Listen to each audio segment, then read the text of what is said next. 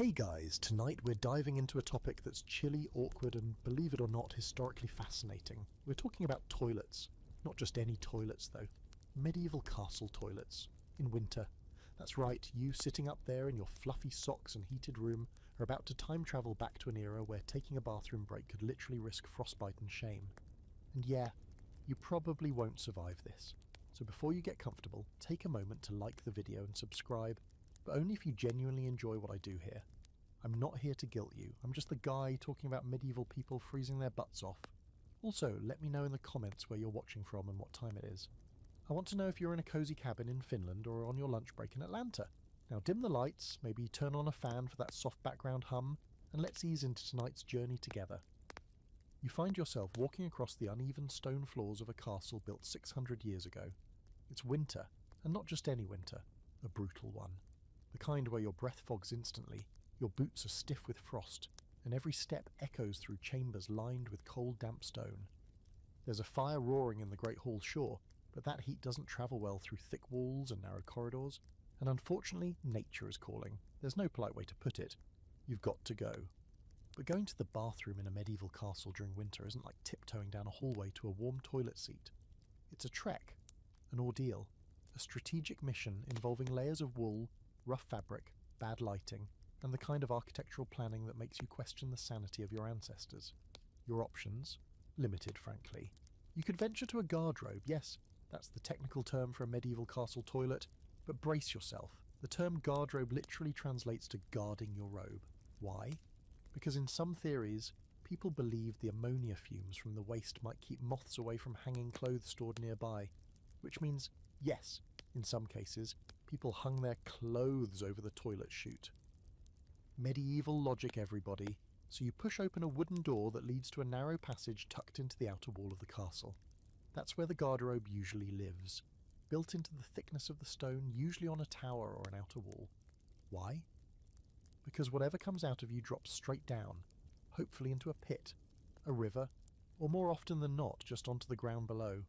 A lovely surprise for whoever happens to be walking past. Or worse, besieging the castle. As you sit, assuming you're brave enough to put your skin on that ice-cold seat, you realise this isn't just uncomfortable, it's cruel. The stone is freezing, there's no insulation. The wind whistles through the chute below, slapping your backside with Arctic-level air like some sort of elemental punishment. Every second feels like a dare from the universe. How long can you last? You can almost hear the stone walls whispering with centuries of groans from noble behinds subjected to the same fate. And if you think the lords and ladies had it easier, think again. Even royalty couldn't escape the chill. In fact, historians have noted that some castles had more private garderobes for nobles, but those were often higher up in the towers, meaning the cold was even worse. Heat rises, yes, but medieval castles rarely had central heating. Fires couldn't be lit everywhere, too expensive, too smoky, and way too dangerous around straw beds and wooden beams. One documented trick. Some people would warm a stone or brick by the fire and carry it with them, like a DIY medieval seat warmer. Others resorted to just holding it in for as long as humanly possible. But given the diet back then, lots of rough bread, salted meat, and the occasional turnip, you didn't always have much of a choice. Of course, we have to talk about the servants, the poor souls tasked with cleaning the garderobes. Known later as gong farmers, these were the medieval equivalent of sanitation workers, only without gloves, machines, or dignity. In winter, their job got worse. Waste would freeze in the chutes. Sometimes it would stack up like a grotesque ice column blocking the shaft. And someone had to go in there and chip it out. Imagine explaining that job at a medieval career fair. There are records suggesting that in especially cold regions, people avoided garderobes entirely during the worst months. Instead, they used chamber pots, ceramic bowls kept under the bed or hidden in alcoves. More private, yes, but still had to be emptied. And who did that? Yep, the lowest ranking servant, often a young boy or girl, paid in bread and exposure to life's worst smells. Even the design of the garderobe didn't help in winter. Most had a simple wooden seat with a hole over a vertical shaft. No insulation, no cover, no way to stop snow from blowing up through the gap, and remember, breeches back then weren't quick release. You had to fumble with layers, possibly even untie things, all while your fingers were going numb. One quirky fact, some garderobes were built over castle entrances or walkways. not for comfort, but as an actual military feature. Invaders trying to breach the gate could be greeted by more than just arrows, if you get my drift. Now, scholars still debate whether medieval folks were as horrified by their bathroom experiences as we are. Some argue that cultural attitudes were more lax, bodily functions weren't as shameful, and enduring discomfort was part of life. Others believe the elite did everything they could to separate themselves from the filth, building more secluded garderobes and insisting on heavily perfumed surroundings. Whatever the case, one thing's clear. When you gotta go in a medieval castle, especially during winter, it's not a moment of relief. It's a calculated risk. You leave the toilet with red ears, frozen turned cheeks, both kinds, and a profound appreciation for modern plumbing. And guess what? That was just your first bathroom trip of the day. You've barely survived your icy encounter with the medieval castle toilet, and already you're wondering, who in their right mind invented such a thing? Enter the garderobe, the gloriously inadequate answer to every bathroom need of the Middle Ages. It sounds fancy, right? Like something you'd hang velvet cloaks in, maybe next to your gold-trimmed doublet. But no. In the architectural jargon of a stone fortress, a garderobe was the only thing standing between your bowels and the castle wall. The name itself has a weird charm to it. Garderobe is French in origin, meaning guard the robe. And yes, you're right to raise an eyebrow. One theory goes that people hung their clothes near or even over the toilet chute because the ammonia-heavy air, produced by centuries of collective excretion, would repel moths. Let that sink in for a moment. Picture yourself storing your best winter cloak inches above a vertical poop shaft because, hey, at least the bugs stay away. This is not a society that shied away from multitasking. Now, structurally, garderobes were clever-ish. They were usually built into the curtain walls of the castle, the thick outer layers that formed the fortress's defensive skin. Tucked into these walls were little stone chambers, often just big enough to crouch in. The seat would be a flat plank of wood with a hole in the middle, resting above a vertical shaft that dropped your business down to the outside world. No plumbing, no flushing, no dignity. But it worked, mostly. You find one on the northern wall of the keep, where the wind is sharpest. That should have been your first clue that something awful was awaiting your behind. As you step inside, the door creaks open like it's warning you. The interior is dim, always damp, and echoes with unsettling drips. It smells faintly like ammonia. Sure, but also like centuries of surrender.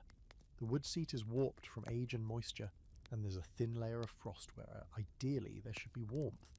There are no privacy features, no latches, no soundproofing. If someone walks past in the corridor, they can probably hear everything.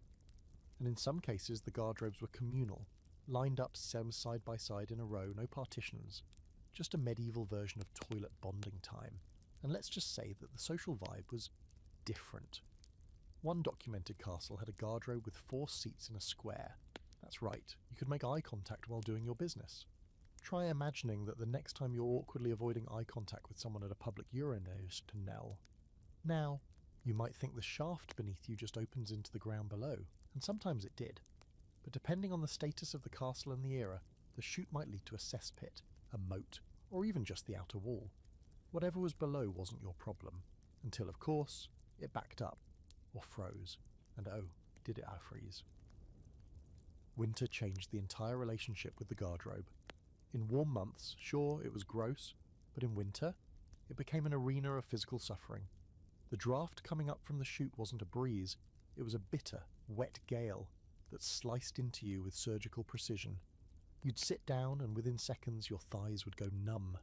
Not just cold, numb. You didn't sit and think, you sat, acted, and left as fast as humanly possible. There are scattered stories of people trying to make the experience more tolerable. Some castle residents had fur-lined robes they'd wear only to the garderobe. Others would bring hot coals in a metal dish, just enough to warm the air a bit before settling in. Of course, there's a problem with introducing flames to a room full of flammable waste gases, but medieval people weren't always big on health and safety. And let's talk design quirks. Some garderobes jutted out from the castle wall entirely, like a stone box hanging in the air. These were called garderobe turrets, and they had a particular benefit. They let waste fall directly down the outer wall. Simple, efficient. Horrifying if you're walking below. One fringe theory even suggests that some castle architects angled the chute slightly outward so that waste wouldn't just drop, it would arc. Yes, like medieval ballistic poop physics. The theory is debated, but you can't help but imagine a poor merchant getting beamed with last night's royal dinner while trying to deliver cabbages. Now here's something that continues to puzzle historians. Some garderobes were astonishingly ornate. In a few castles, like those belonging to the French aristocracy, garderobes had carved stone seats, decorative lintels, even tiny stained glass windows. You could almost forget you were sitting above 100 years' worth of organic regret. Almost. The reasons for this aesthetic effort remain debated. Was it to honour the dignity of the noble bowels? Was it about status? Or was it just that the artisans got bored of carving saints and thought, you know what would look great? A quatrefoil motif above the Duke's toilet. But no matter how pretty the surroundings, the reality was always the same. The cold bit deep, the stone never warmed, the smell clung to your clothes, and you left the garderobe with your body slightly defeated. But you also left with one very real historical truth embedded in your spine. These people were tough, and by these people I mean everyone. Nobles, servants, guards, cooks. They all used the garderobe. There were no golden thrones, no heated seats. Just holes in the wall, hope in your heart, and the understanding that every winter your butt would do battle with the forces of nature. So next time you're sitting on your modern toilet, warm tile underfoot, possibly scrolling TikTok, maybe give a little nod to the medieval souls who went before you. Literally, right before you, possibly still haunting the chute. So there you are, sitting on a stone slab with a hole in it, cheeks clenched against the cold, praying for this to be over quickly. And just as you think it can't get worse, surprise, it does. Because now we need to talk about what actually happens after you've done your royal duty. And no, there is no neat little handle to flush. Instead, everything you've just deposited falls over the side of the castle. Yes, really. It's hard to overstate just how medieval this whole system is. In many castles, the garderobe shaft simply opened out into open air, meaning that your bodily offering plummeted directly down the outer wall, sometimes into a cesspit dug below, or more commonly, just onto the ground. And let's be honest, not all of it made the ground. Some of it splattered, some of it froze mid-fall, and some of it probably ended up somewhere that made life significantly worse for someone standing underneath. That someone might have been a stable boy, a guard, a livestock animal, or maybe even an unlucky enemy trying to sneak in. Because yes, this wasn't just bad design, it was also somehow part of the castle's defence system. Picture it. You're an invader, scaling a wall at dawn, clutching your sword between your teeth, boots slipping on the icy stone. You finally get to the top of a ledge and boom, something warm and suspicious hits you in the face.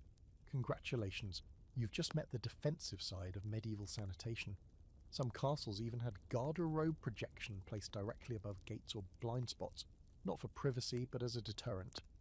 Nothing says, maybe we rethink this siege, like getting hit with frozen human waste from 20 feet up. But let's bring it back to the ground, quite literally, because what fell from the castle didn't just vanish, it piled up. During the warmer months it decomposed badly. During winter, it froze into grotesque, jagged mounds. Historians have found archaeological evidence of frozen waste drifts, formed over months of continuous deposit. That's right. Your daily offering might become part of a slowly growing ice sculpture no one wanted. If the castle had a moat, things got even weirder. Many garderobes were built to empty directly into the moat. Yes, the same water that protected the castle. A watery barrier filled with poop, and in winter, as the moat froze over, the waste stayed visible under the ice like medieval abstract art. Or worse, it froze on the surface, creating a glossy brown glaze on your scenic defence system. Makes you think twice about that romantic moat imagery in fairy tales, huh? Even castles that boasted cesspits had problems. In theory, cesspits were built to contain the waste, usually in a stone-lined hole under the castle or in a courtyard. In practice, these pits often overflowed, especially when frozen. Waste would back up the shaft, blocking the chute entirely. You know that saying, when it hits the fan? Well, in medieval castles it hit the floor, or the seat, or occasionally the walls. There are recorded instances of cesspits exploding. Let that image rest with you. After weeks of frozen build-up, a sudden thaw could release pressure, sending an avalanche of waste back up through the shaft like something out of a horror story. Now imagine you're the poor servant tasked with investigating that blockage. This leads us to the human cost, because somebody had to deal with all of this. Yes, your visit to the garderobe may be finished, but for someone else the work was just beginning. And on freezing mornings, That work meant scraping waste from the castle walls, shoveling frozen excrement off the ground, and unclogging chutes so that the rest of the castle's noble backsides could continue their daily routines. You can imagine these workers, faces wrapped in cloth, hands numb, grumbling medieval curses under their breath as they tried to chip away at a job that should never ever involve a pickaxe. And yet, there's a kind of weird brilliance to the system. Castles were defensive strongholds first and livable spaces second. The garderobe chute served multiple purposes. It removed waste from living quarters, funneled it outside the walls, and yes, even created hazards for would-be attackers. Did it smell bad? Absolutely. Was it hygienic? Not even close. But did it function? You bet. There's even a fringe theory among castle scholars that the placement of garderobes was strategic. Some believe architects intentionally directed chutes toward the castle's most vulnerable walls, hoping that piles of waste would deter climbing. Others think that regularly used garderobes were built in specific towers to keep servants busy and nobles relatively clean. Is this true? Honestly, no one knows for sure. The records are scarce, but the theory lives on, mostly because it's just so perfectly medieval. And then there's the social side of all this. People knew which garderobes were used most. They knew which parts of the courtyard to avoid in winter because that's where the Lord's chute lands. In fact, some castle walls were visibly stained from years of use, dark vertical streaks marking the trail of gravity and poor sanitation. Imagine giving a guest a castle tour and casually pointing out the noble stream. That's history for you. The kicker? Despite all this, the garderobe was considered a sign of luxury. Most peasants didn't have toilets at all, just a bucket, a field, or a hole in the ground. To have a private stone chamber that emptied itself was the height of comfort. Even if it meant your waste froze into an actual weapon, and the smell could knock out a cow, you were still living the dream. From a medieval perspective, anyway. So the next time someone complains about a public restroom, maybe remind them that their modern inconvenience doesn't involve gravity-fed poop raining onto passers-by frozen walls of filth, or an unlucky stable boy catching the fallout of a duchess's dinner. Because once upon a time, in a freezing castle on a hill, that was just Tuesday. You've now witnessed the cold, unforgiving design of the garderobe and the long drop that followed your business. But let's zoom in, literally, on what happened beneath the royal butt. That mysterious dark shaft wasn't just a hole, it was a whole system. Crude but carefully thought out, built with the same strategy that kept invading armies out and food supplies in.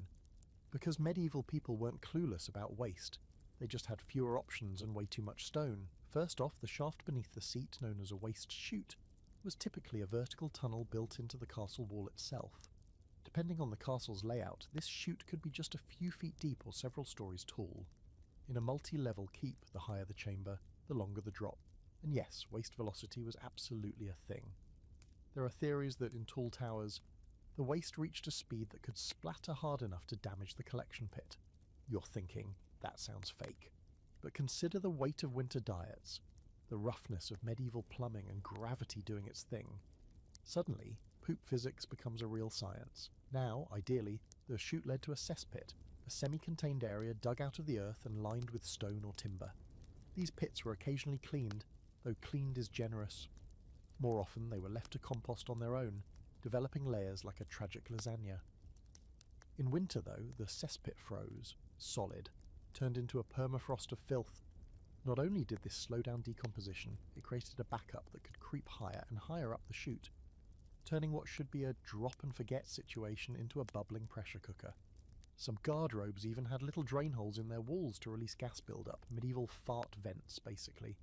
Because yes, methane is real, and no, you don't want to trap it in a stone box. If there wasn't a cesspit, the chute usually emptied into the castle moat or a runoff channel. These channels might lead to a river, or more realistically, just the lowest point on the castle grounds, where the smell could linger and the cold couldn't do enough to make a difference. Castles like Rochester and Caernarfon in the UK had garderobes that literally dumped into their defensive ditches. It was a natural blend of security and sewage. Why build a separate waste system when you can just poop into your fortress's outer moat? Makes sense if you never want to drink that water or walk near it again. There's also evidence that some castles used angled shafts, built to encourage a better flow and avoid build-up. These weren't complex, just a slight tilt to the stone tunnel, but they show that people were experimenting with gravity and waste management long before anyone thought of flushing. In fact, a few castle engineers designed double chutes, one leading to a disposal area, and another that diverted rainwater to rinse the shaft occasionally. That's right, medieval poop washing tech.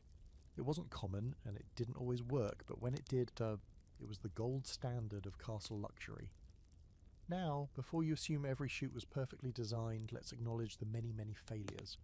Some garderobes were poorly sealed. Cold air would shoot up like a mini blizzard, carrying with it the aroma of several decades of mistakes. Others weren't built tall enough, meaning waste just piled up right below the seat. During harsh winters, the pile would freeze into a throne of misery. If the shaft was cracked or had leaks, that meant the walls absorbed some of the moisture, and medieval stone is terrible at staying clean. Mould, bacteria and worse seeped into the living spaces. In especially poor designs, the garderobe was so close to kitchens or bedrooms that the smell couldn't be ignored. Imagine trying to sleep while the corner of your room is gently radiating the scent of fermented humanity. Even castles with great designs had to worry about blockages. A rat falls in, a stone slips from the wall, or worse, a prank gone wrong. Yes, there are fringe stories of people deliberately plugging up the chute as an act of rebellion. Oh no, my lord's toilet won't flush, that's a real shame. And then, of course, there were the unfortunate souls who fell in. It's rare but not unheard of. In 1183, King Henry of Germany reportedly died after falling into a cesspit. Some claim it was an accident, others whisper of an assassination gone right. Either way, he drowned in waste. In winter, it might have been slightly less fatal, but definitely more humiliating. Maintenance fell to a group of workers usually known as gong farmers. These were the folks who entered the chutes, sometimes from below, sometimes from above, and manually removed the waste. In the winter, their jobs became even harder. The waste was frozen solid, so they had to break it apart using metal tools. No gloves, no mask, just grit, cloth wraps, and a willingness to do the worst job in the world. They worked by torchlight in tiny, suffocating spaces, and here's the kicker.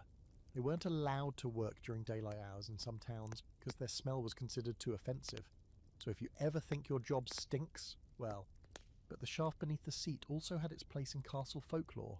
Some believed evil spirits entered the body during vulnerable moments, like when using the toilet. The shaft was a direct tunnel to the underworld in their eyes, a literal hellmouth.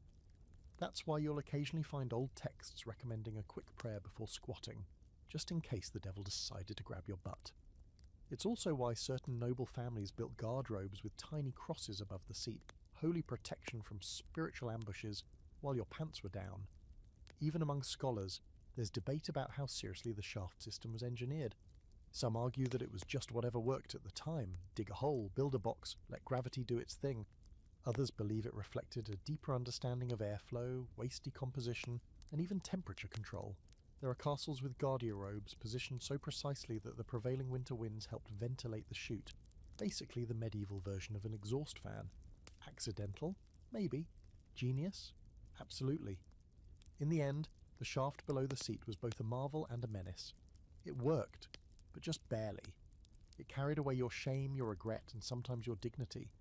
But in the frozen dark of a stone castle, it was the only thing standing between you and something far worse, having to use a bucket. So next time you sit comfortably on your heated porcelain throne, just remember, once upon a time, your entire bathroom experience depended on a hole in the wall, a decent angle, and gravity.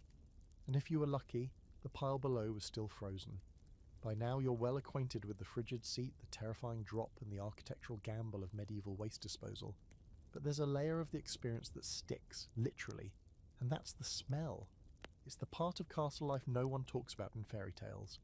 You can dress a knight in shining armour and light all the torches you want, but the truth is, once you step inside a stone castle, especially in the dead of winter, you're going to notice it right away. The air is thick, damp, and tinged with a stench that has nowhere to go.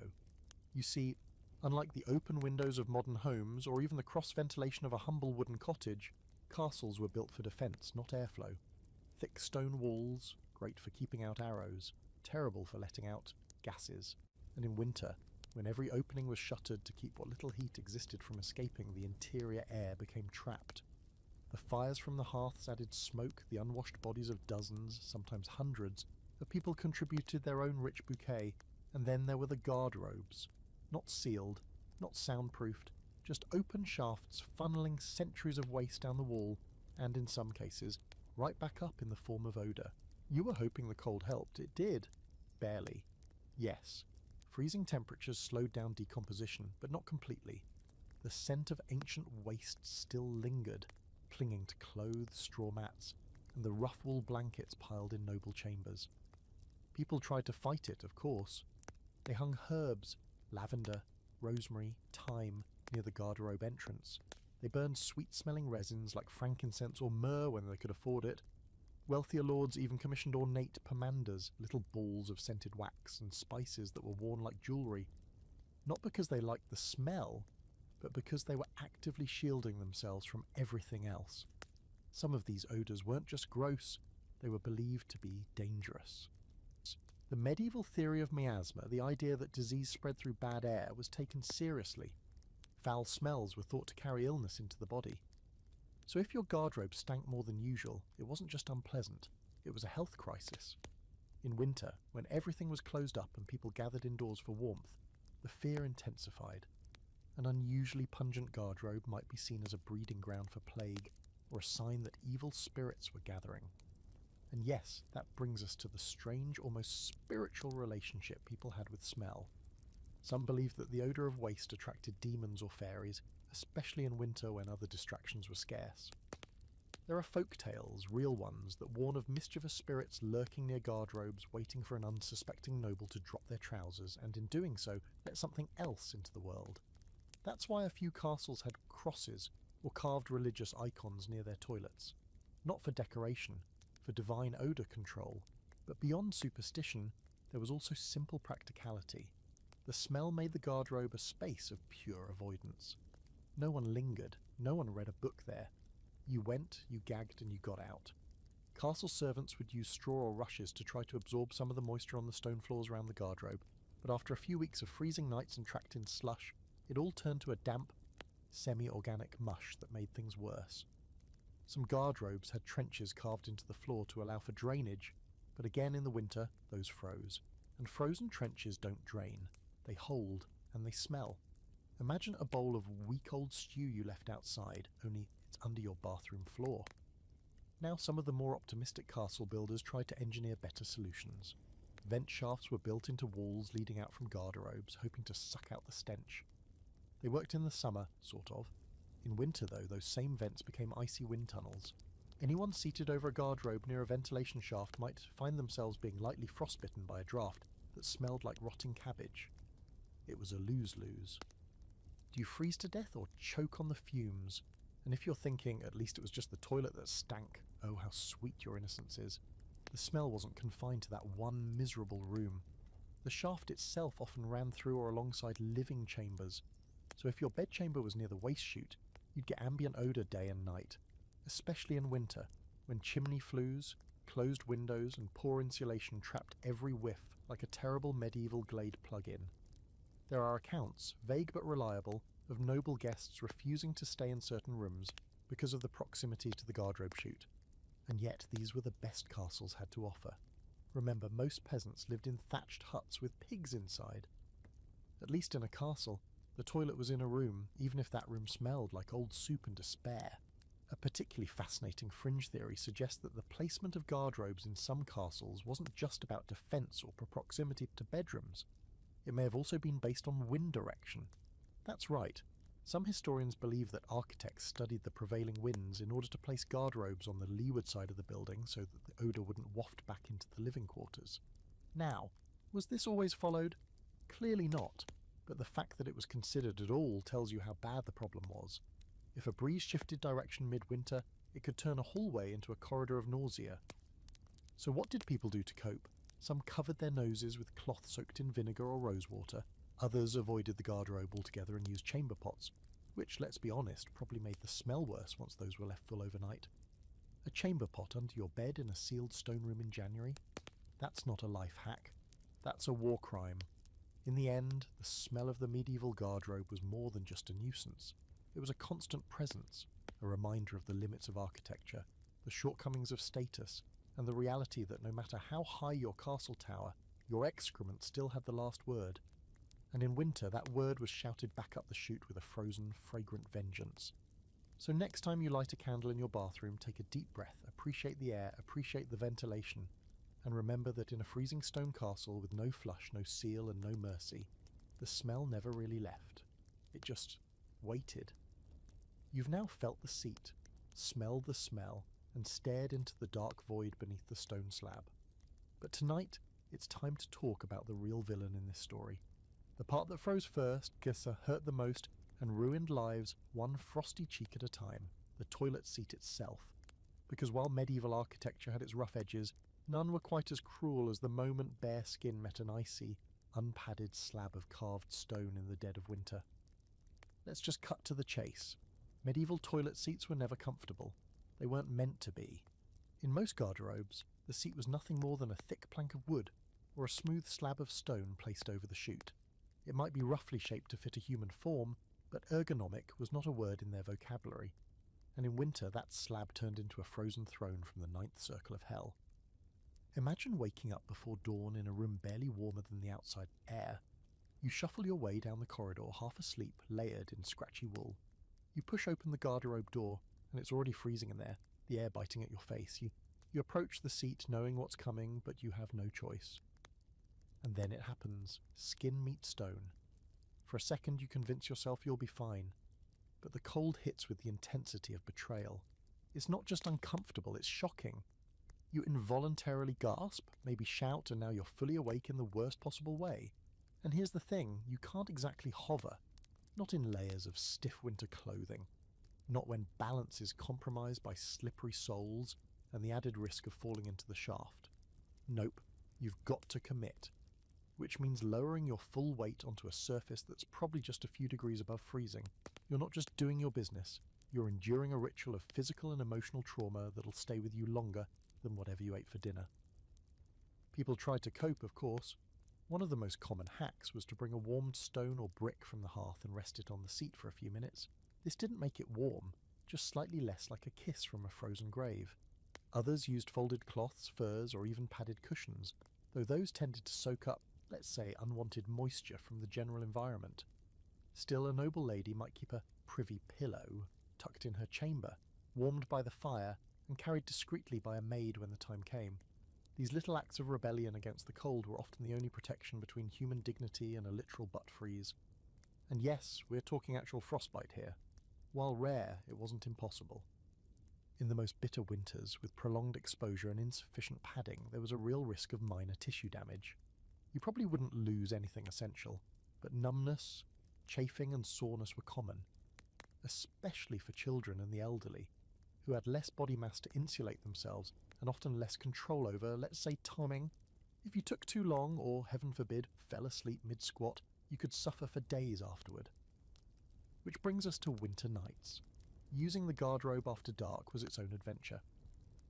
Without electric lights or reliable lanterns, you navigated the icy castle halls by the flicker of a torch or maybe a tiny candle stub, and once inside the garderobe, there was rarely any light at all. That meant squatting in total darkness, on a frozen surface, hoping nothing important got stuck to anything else. And don't forget the rodents. Yes, mice and rats liked the warmth of cesspits, and occasionally climbed back up the shaft looking for food or just to say hi. You've never known true fear until you've heard scratching below you while you're seated, vulnerable, and entirely unprepared for a surprise visitor. Now here's something fun. Not all garderobe seats were created equal. In some castles, particularly those belonging to wealthier nobles, seats were carved from oak or lined with leather padding. These were often reserved for the lord or the lady of the house, while everyone else got the cold, hard communal version. Some garderobes even had double seats, one for adults and a smaller one for children, which was thoughtful in theory but probably didn't make the temperature any kinder. One castle in France reportedly had a garderobe built with a small fireplace in the wall next to the seat, possibly to offer warmth during use. Was it safe? Probably not. Was it genius? Absolutely. Unfortunately, it doesn't appear to have caught on widely, because if it had, we wouldn't be here discussing frostbitten rear ends as a normal part of castle life. The psychological impact of this daily ordeal can't be overlooked either. Imagine dreading every bathroom trip, not just because of the smell or the distance, but because of the physical pain. That sharp, though jarring cold at 5 a.m, it shaped your day. It made you eat less just to delay the next visit. It made you think twice about that second mug of ale. certainly made you question the joys of being born into the aristocracy if this was what passed for a luxury. Even in modern reconstructions of medieval castles, tourists are often surprised at how small and narrow the garderobes are. And yet, despite their cramped size, the seat itself is massive, cold, and completely unapologetic. There's no hiding the purpose of this room. No distraction, just stone, wind, and shame. Interestingly, some castles had multiple garderobes side by side, allowing for, shall we say, social toileting. And while that's a horror all its own, it did mean that in winter, people weren't suffering alone. Misery loves company, especially when that company can empathise with your frost-numbed thighs and the existential dread of sitting down. Now, scholars are still debating whether people in the Middle Ages actually hated using these cold seats as much as we assume. Some argue that people were simply tougher, more used to physical discomfort, more resigned to the daily trials of castle life. Others believe that even back then there was grumbling, swearing, and a whole lot of internal screaming happening every time someone lowered themselves onto that slab. Personally, based on every diary, poem, and complaint that's survived the centuries, I'm going with the screaming. So to sum it all up, if you lived in a medieval castle during the winter, every toilet trip was a high-stakes gamble between urgent need and emotional trauma. You never got used to it, you just survived it. One icy squat at a time. You've braved the frozen slab, you've breathed the cursed air. And maybe, just maybe, you've started to think, oh, well, at least it's over when it's over. But hold that hopeful thought, because now we're stepping into the surreal horror show of what happens when the contents of those medieval toilets don't just sit there, they freeze solid. Welcome to the icy underworld of frozen waste, where physics meets tragedy, and the term crappy situation becomes alarmingly literal. Let's start with the basics. Waste doesn't vanish, even in castles. And in the winter, when temperatures dropped below freezing, often for weeks at a time, the excrement in chutes, cesspits, and even chamber pots didn't decompose. It froze. Completely. We're talking about a situation where your nightly deposit could turn into a brick by morning. Or worse, join the growing ice sculpture forming inside the shaft, like a particularly cursed geological formation. In a well-designed garderobe with a direct chute to the outside, this might not have been a huge problem.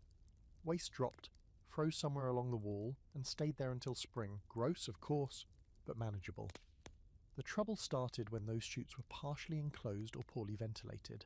Waste would begin to build up from the bottom, layer upon layer, each one freezing solid and effectively creating a medieval poop stalagmite. Over time, this icy pillar grew upward, and if the temperature held, it could reach the seat level. Suddenly, your daily routine involves sitting directly above a tower of waste frozen into place like the world's worst popsicle. And that's not even the worst part. Because when the shaft clogged, the system broke. Everything you added sat precariously on top of the frozen heap, just waiting for something, anything, to cause a catastrophic thaw. A warmer day? A flood from melting snow? A servant too lazy to check the blockage? Boom. Avalanche. All that tightly packed frozen waste became a sludged tsunami heading back up the chute with no warning. There are stories, gruesome, probably exaggerated but terrifying, nonetheless, of garderobes exploding during a spring thaw, splattering rooms, ruining floors, and permanently ruining any optimism one might have about medieval life. And if you think chamber pots were better in winter, think again. These were ceramic or metal containers kept under beds or in corners, and in cold weather their contents froze too, which sounds fine until you remember that ceramic becomes brittle in freezing temperatures. That means your full chamber pot could crack overnight, leaving sharp shards and a frozen mess under your bed. The smell returned as soon as the sun rose, of course, because while the ice suppressed the odour, it didn't neutralise it. It just delayed the horror. So what did people do when things froze solid? Well, if you were a servant, you reached for the chisel. That's right. Metal tools were used to break up frozen waste inside cesspits and shafts. Sometimes they used long poles with hooks on the end, sometimes it was just brute force with a shovel. Either way, the job wasn't quick. And you weren't just hacking away at generic material, you were fighting through a sculpture of months' worth of digestive consequences, all compressed into frozen layers like an archaeological dig from hell. To make it worse, there was a real risk of injury. Swinging a metal tool in a confined, slippery shaft wasn't exactly OSHA approved. If you chipped too hard, you could crack the chute walls, sending icy filth down onto whoever was working below. If the waste broke loose suddenly, you risked being buried in it. And yes, this happened. Servants were occasionally injured or even killed doing midwinter garderobe maintenance. Imagine trying to explain that cause of death on a gravestone. Perished beneath the frozen dung of the High Lord of Wessex. Then there's the engineering question. Why didn't they design these systems to avoid freezing in the first place? The answer's simple, because they had no way to. Medieval castles didn't have insulation in the modern sense. There was no piping, no heated shafts, and no way to pump warm air through stone walls. Fires couldn't be lit in garderobes, they were full of flammable gases. So once temperatures dropped, every part of the system froze. It was inevitable. The only variable was how long you could survive before it all went wrong. One quirky workaround, though rare, was the use of ashes or lime sprinkled into the pit. The idea was that the chemical reaction could generate a bit of heat, or at least slow the freezing process. But this was mostly wishful thinking. At best, it helped the top layer stay soft enough to remove. At worst, it did nothing but add a fine grey powder to an already unholy mixture. Of course, there's an ongoing debate among historians about how widespread these frozen disasters were. Some argue that in milder climates, say southern France or parts of Italy, frozen garderobes weren't as big a concern. But in northern Europe, Scandinavia or the Scottish Highlands? Absolutely. Archaeological digs at certain castles have revealed thick deposits of compacted waste layers, frozen in time. Sometimes literally frozen thanks to permafrost conditions. It's like Pompeii, but instead of ash, it's something much smellier, and you can imagine what that meant for castle morale. A clogged garderobe in winter wasn't just a private inconvenience, it could become a castle-wide crisis. If the main chute backed up, people had to use chamber pots. If chamber pots froze and cracked, they had to go outside. And going outside in waist-deep snow, in robes and leather boots, meant risking frostbite, wolves, or just the shame of being spotted squatting behind the wall. Servants sometimes rigged up emergency latrines in unused rooms, wooden buckets with straw at the bottom hidden behind tapestries or tucked into alcoves. And when those filled, well, that's another problem for someone else's shift. There's even evidence that during particularly harsh winters, castles would designate a night soil chamber, a temporary indoor waste room used just until things thawed. These spaces were usually cleared out after winter, with great ceremony and enormous regret. You can only imagine the joy of being assigned that spring cleaning task. So the next time your pipes freeze and you curse the modern world, think of this. At least your frozen waste doesn't rise like an undead golem, blocking your only exit and threatening to break loose at any moment. At least you don't need a pickaxe just to use the bathroom. And at least when it all thaws, your house doesn't suddenly become a splash zone for liquefied regrets. Because in medieval castles, when things froze, they didn't just stop, they waited. And when the thaw came, it brought vengeance. So far, we've spent a lot of time with the stone throne itself, its terrible design, its frozen cruelty, and the architectural drama of getting waste to fall in the right place without turning into a public hazard. But what if you didn't want to make the trek to the garderobe at all? What if it was midnight, snowing seways outside, and the thought of walking half a castle just to freeze your soul out didn't sound appealing? Enter the unsung hero of medieval defecation, the chamber pot. Now, if you're picturing a quaint ceramic bowl with little painted flowers on the side, you're not wrong, but you're also not ready. Chamber pots weren't about charm, they were about survival.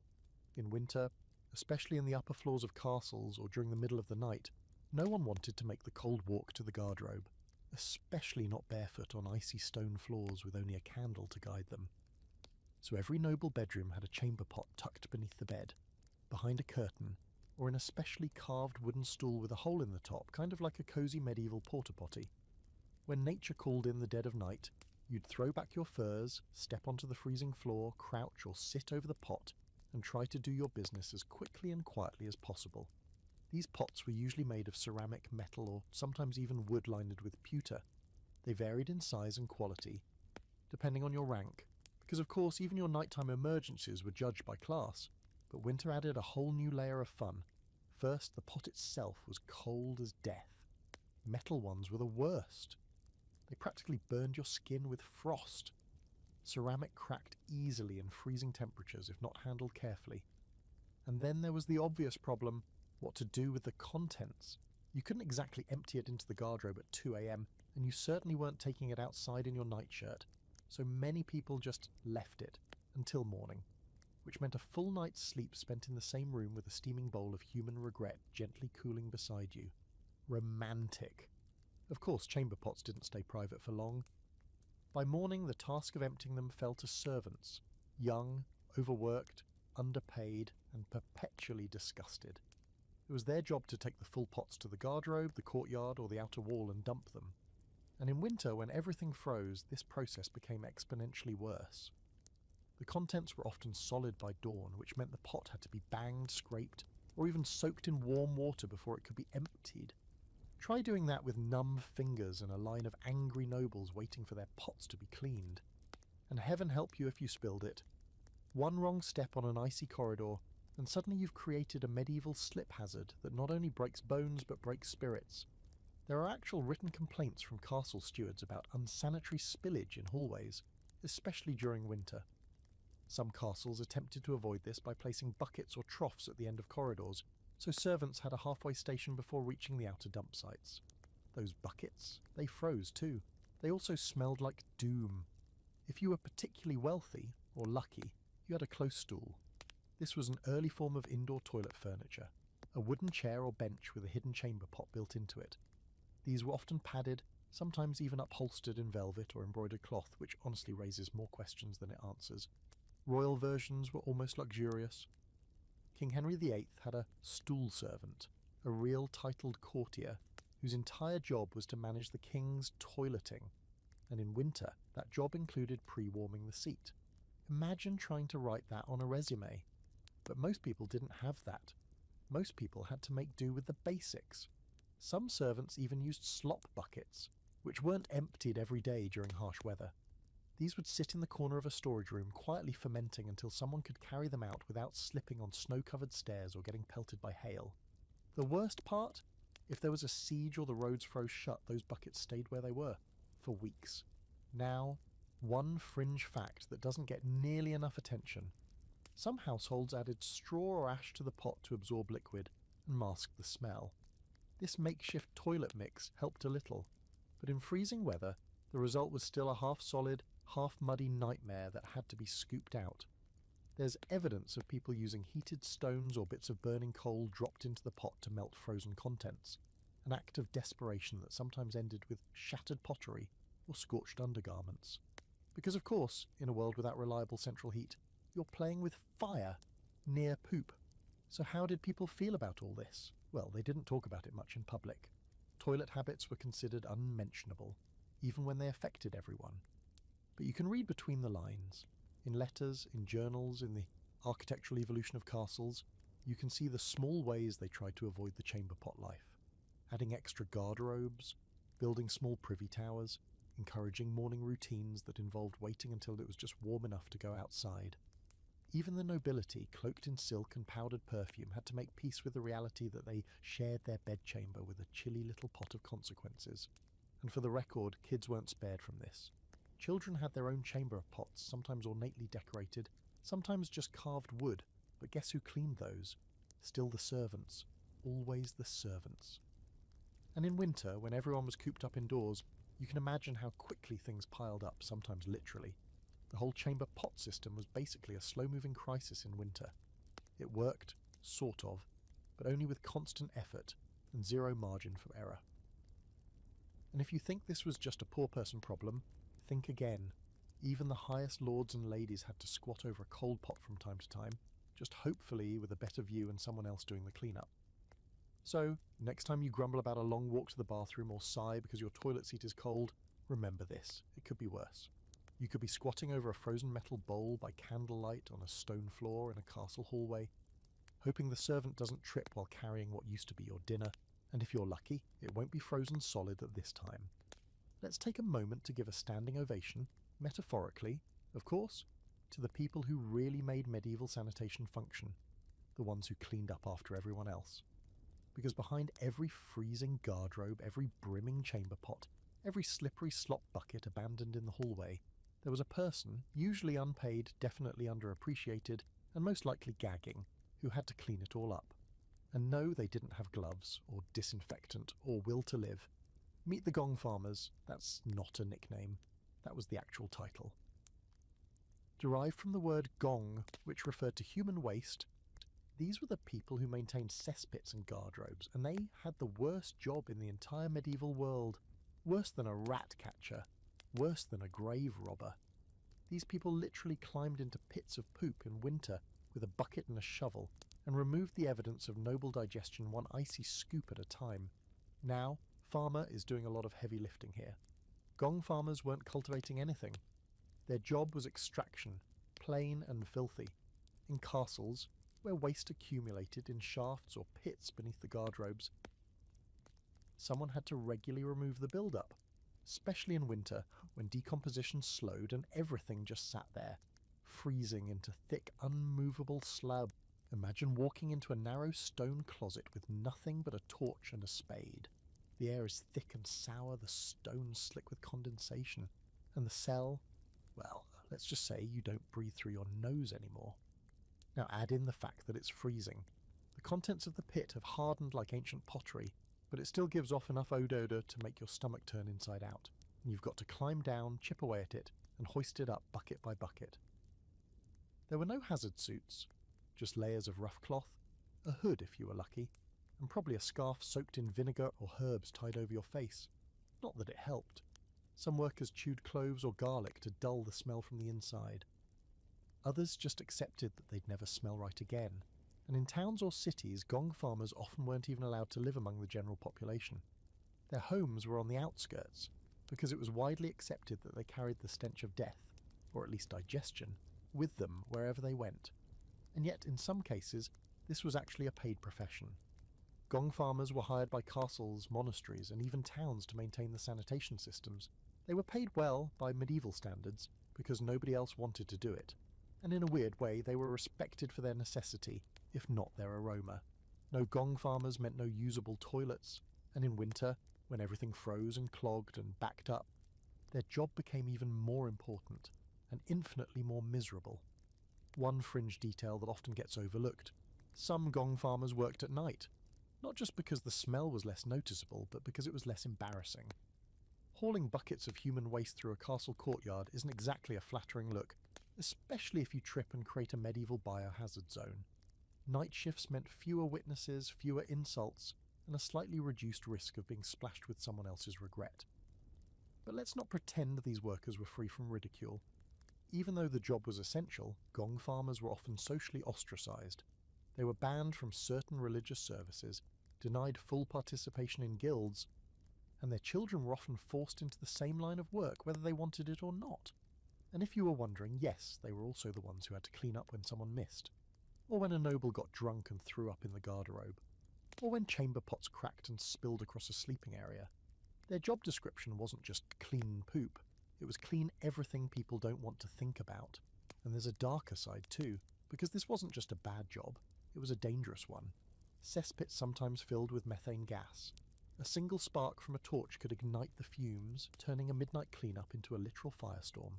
Some gong farmers died of asphyxiation, breathing in the trapped gases of decades of waste. Others drowned in pits during heavy rains or after a chute collapsed. There are even a few chilling records of gong farmers being buried alive when frozen waste walls suddenly gave way. You've heard of landslides. Now imagine one made of everything people thought was gone, and yet somehow the work got done, week after week, winter after winter, year after year, because it had to. If the garderobe froze solid, they chipped it out. If the chamber pots backed up, they emptied them. If the smell overwhelmed the halls, they shoveled straw into the corridors to absorb it. Their efforts were the invisible backbone of castle life, silent, thankless, and frozen to the bone. In some parts of England, gong farmers were actually required by law to register their job.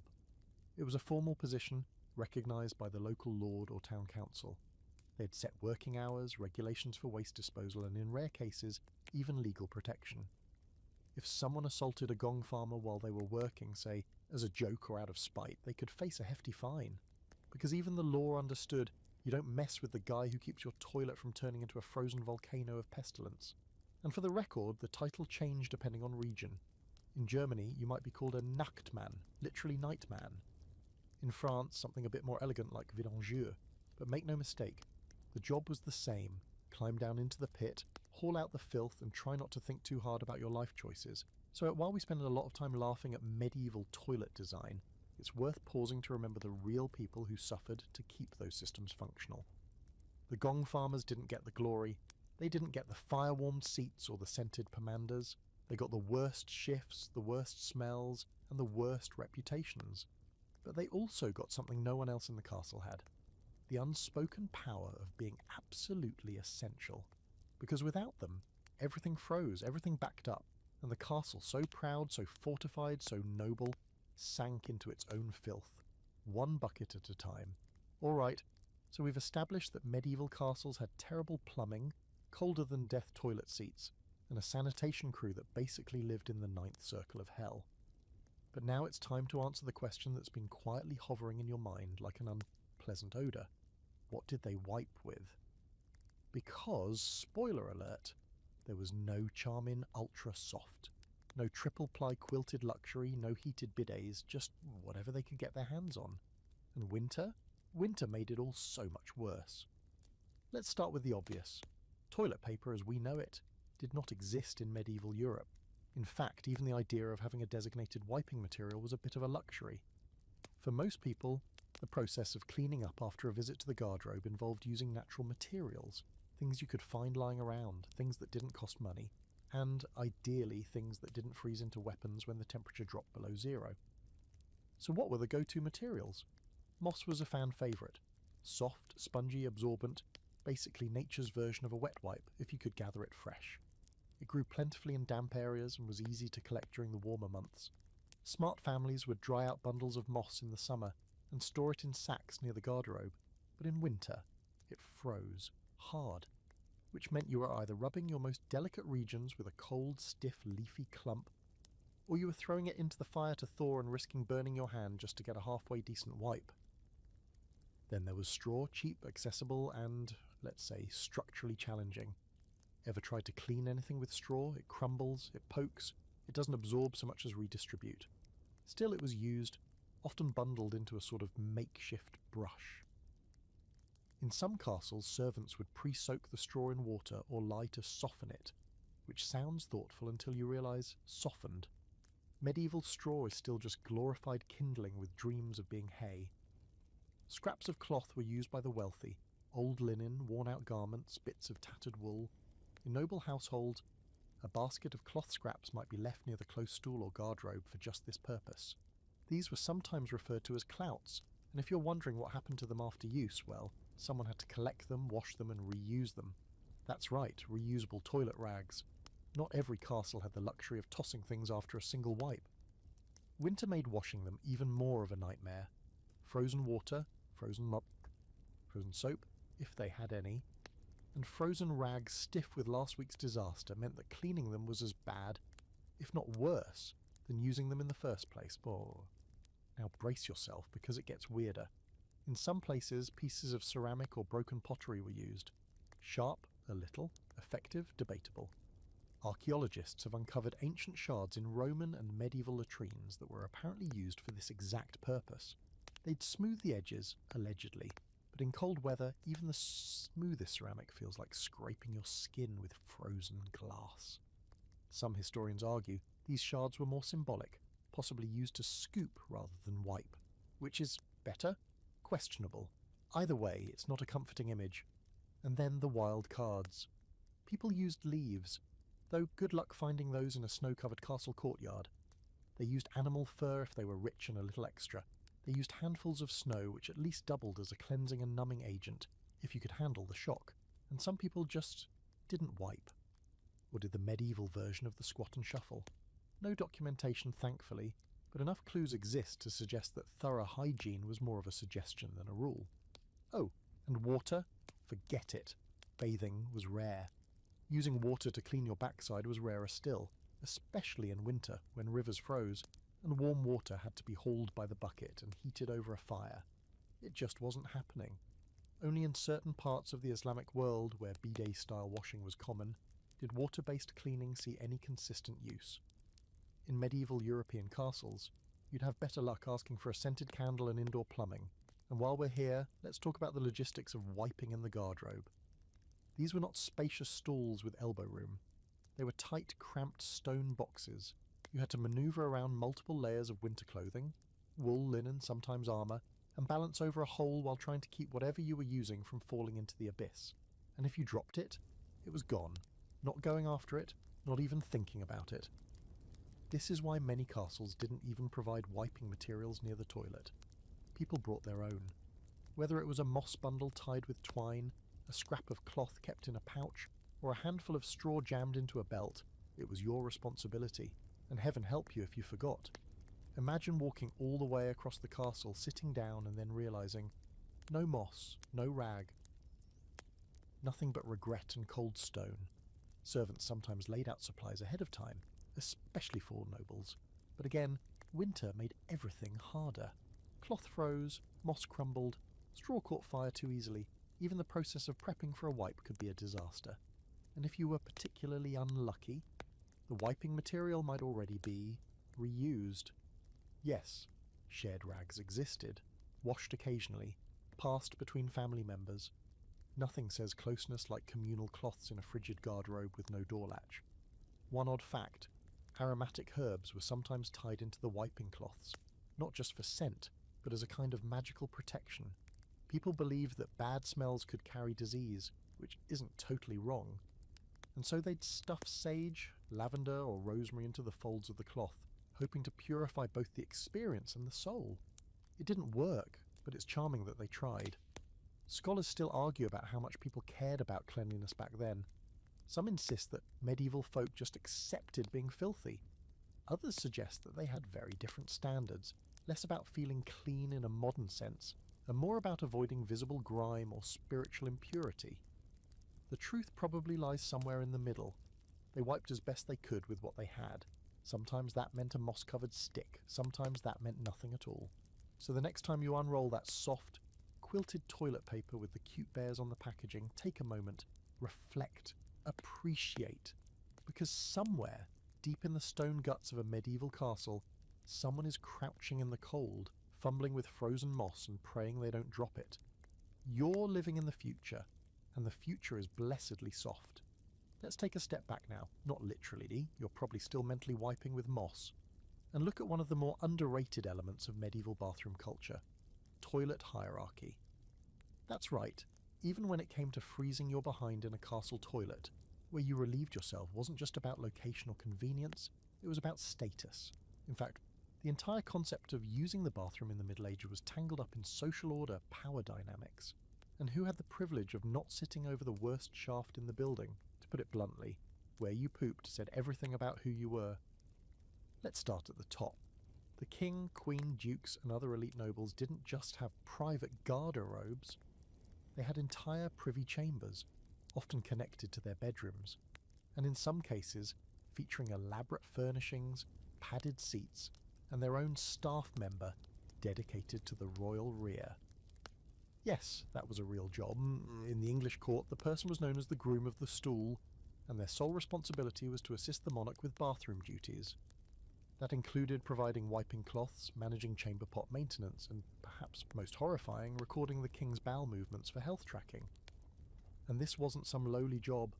The groom of the stool was often a noble himself, sometimes even a close advisor, because nothing says political trust like wiping the king's royal backside and then helping him draft legislation 5 minutes later. It's intimate, it's unsettling, and it's so very medieval. But what about everyone else?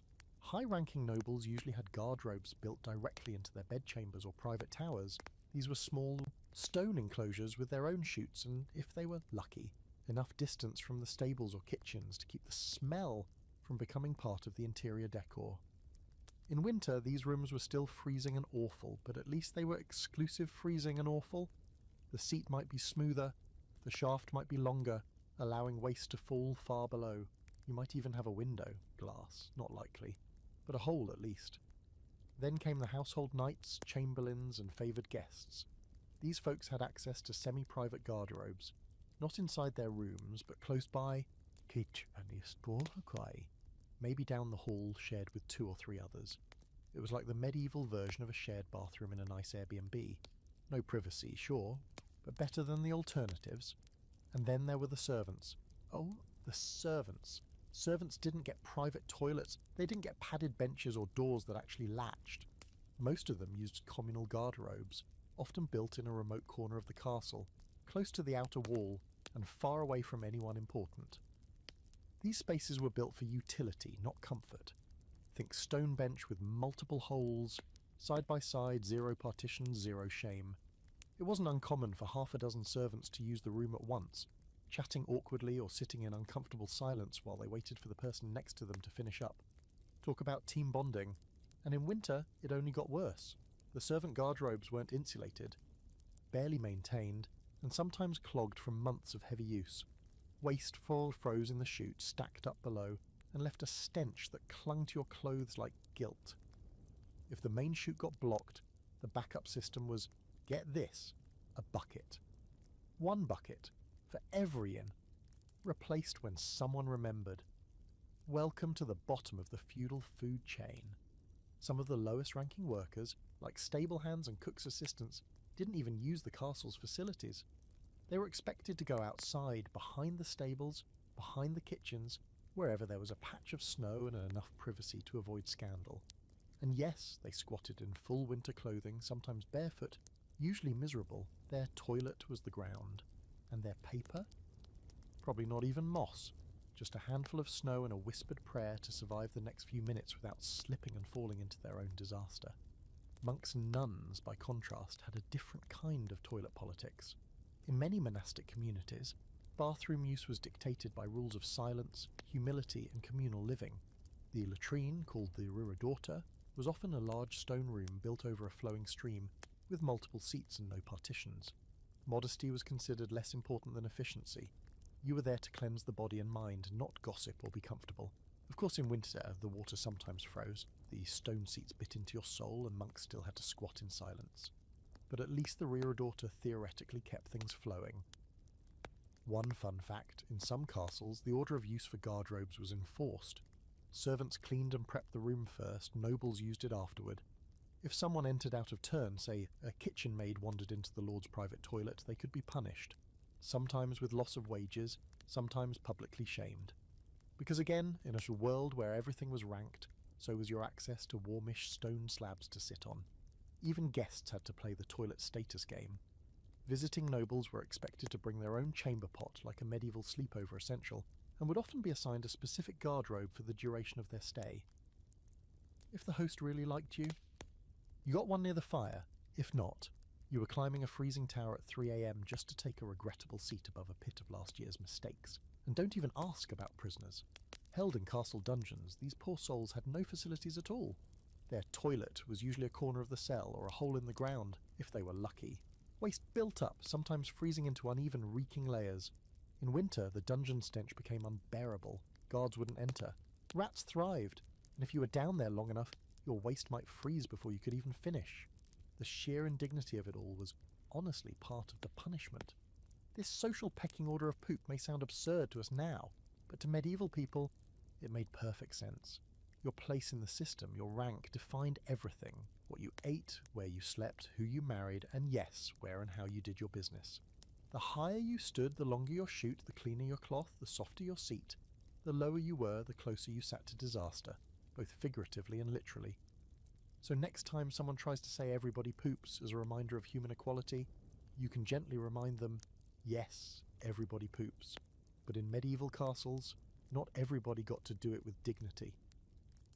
Now let's turn down the lights a little more, because this part of the journey gets tense. We're heading into siege territory.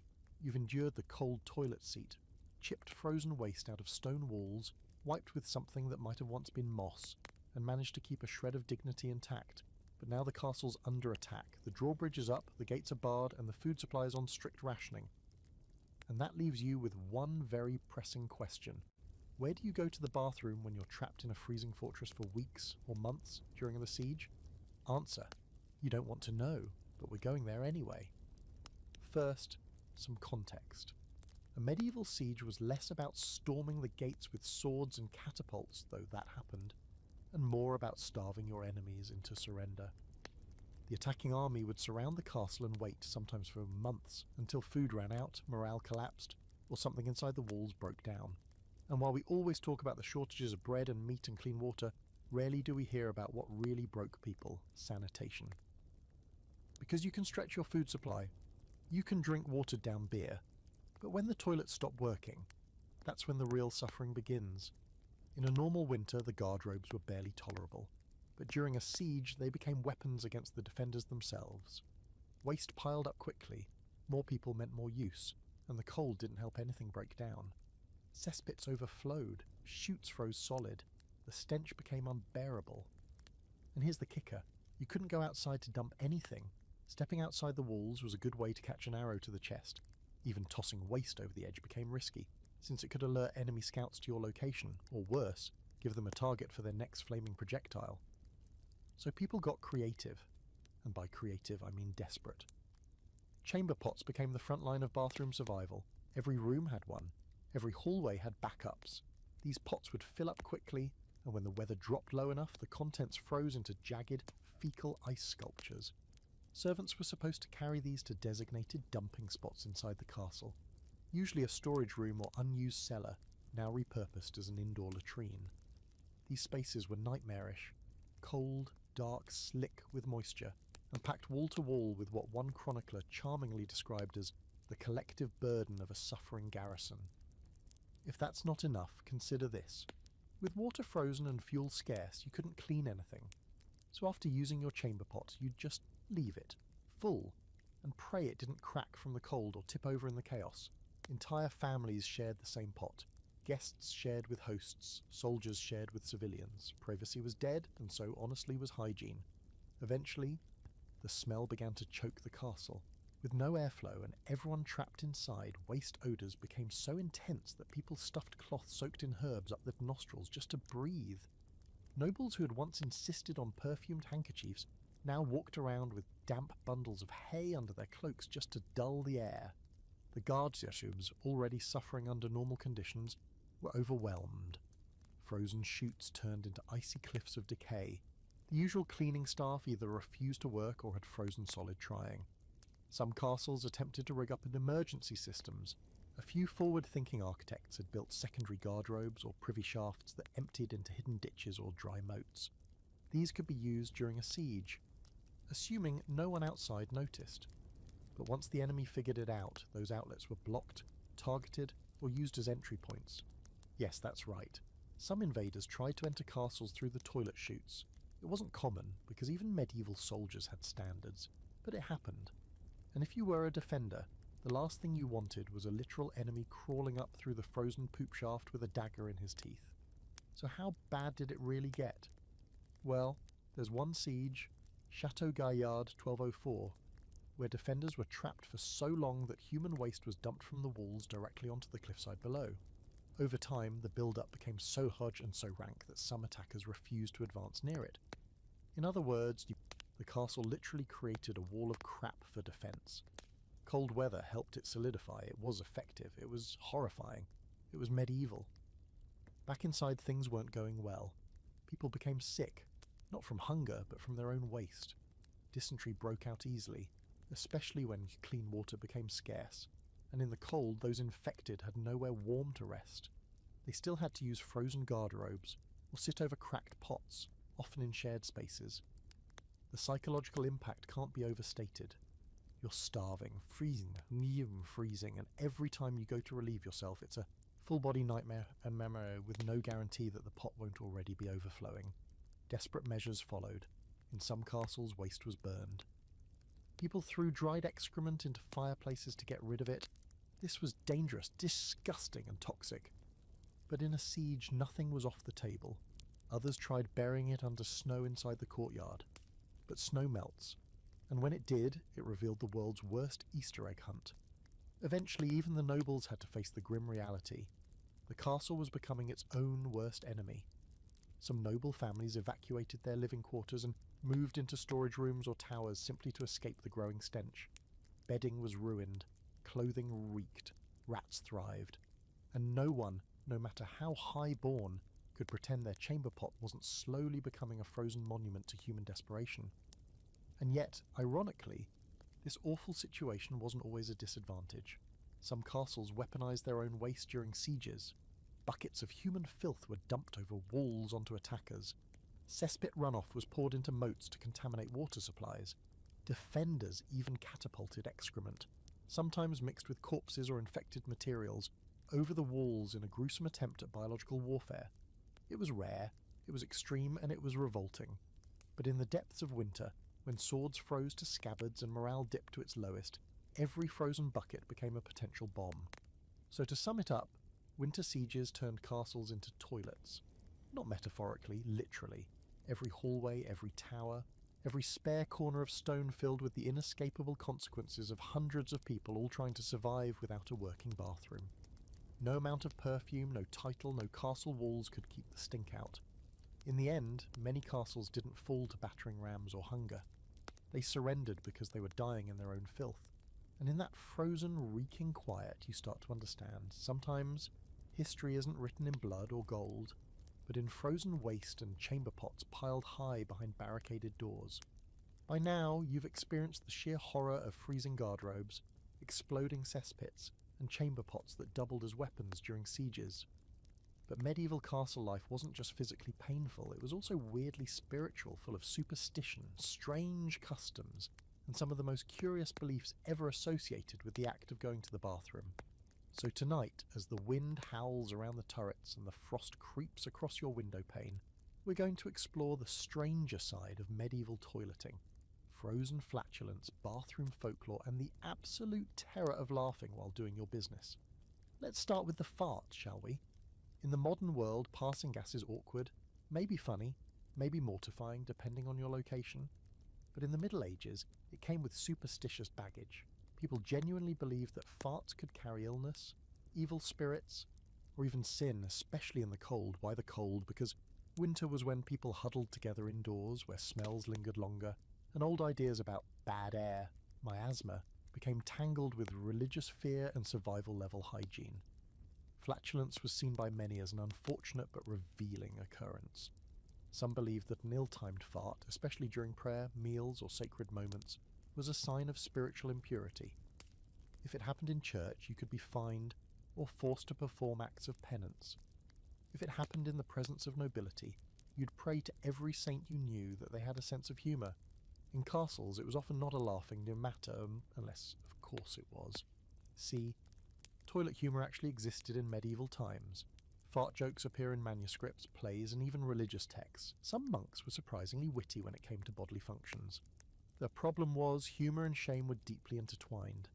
You could laugh about a night's ridiculous flatulence in a story told by the fire, but if someone laughed during the act of defecation, especially in winter, when discomfort made emotions unpredictable, that was considered bad luck. Or worse, a moment when you were vulnerable to possession. Yes, possession. In some parts of Europe, there was a widespread belief that the garderobe shaft could allow demons to enter the body. Think about it. You're squatting over a deep, dark, frozen hole in the wall, literally exposing your most sensitive area to the unknown. In the cold, with your teeth chattering and the stone beneath you whispering every sound down the chute. It wasn't hard to imagine something reaching up from the abyss. Superstitious folks believed that laughing in that moment could invite something in, a spirit, a demon, or simply bad fortune. To protect themselves, many people would say a prayer before using the toilet. A quick blessing, a whispered plea to a saint.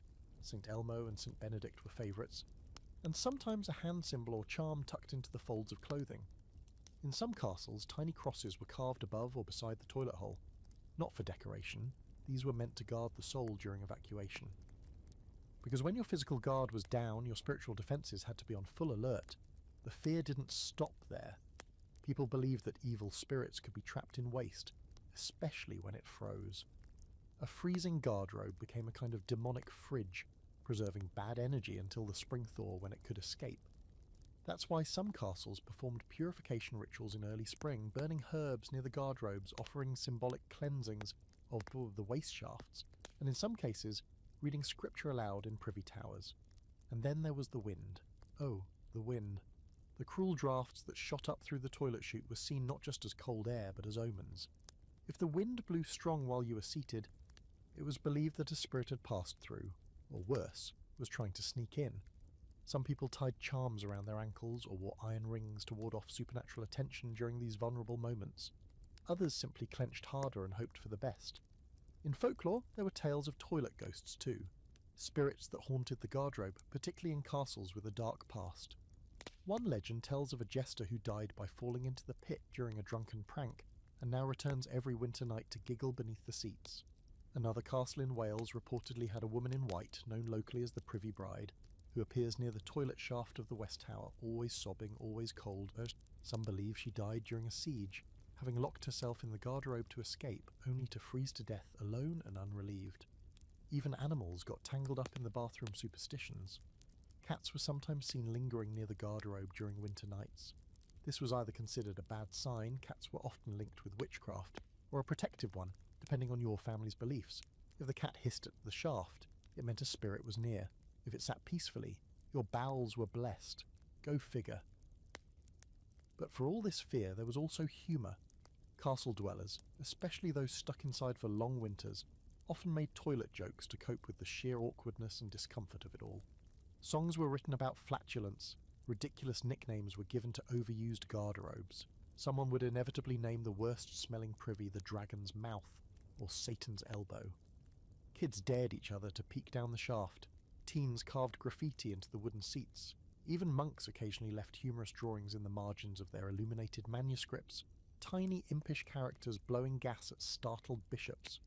It was a strange mix of reverence and ridiculousness, fear and fart jokes, spiritual dread and coping laughter.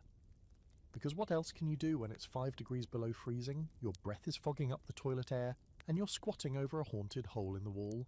You joke, you pray. You wrap your moss tight and hope nothing ancient grabs your ankle. So the next time you hear someone scoff at medieval people, like they didn't understand science or live with weird beliefs, remember this: they weren't ignorant. They were scared, cold, vulnerable, and trying to make sense of a world where bathroom trips could be fatal, humiliating, or spiritually dangerous. And through it all, they still managed to tell jokes, sing songs, and warn their children not to laugh too loudly over the shaft. Because in a castle in winter, laughter might just wake up something old, something cold, and something very, very grumpy. Now that we've gotten a good look at medieval toilet folklore, let's return to the all-too-real horrors of castle life with a deep dive into the absolute worst job you could have in that frosty stone labyrinth. The gong farmer. Yes, we mentioned them earlier. But tonight, we're going to crawl very carefully into their world and stay a while.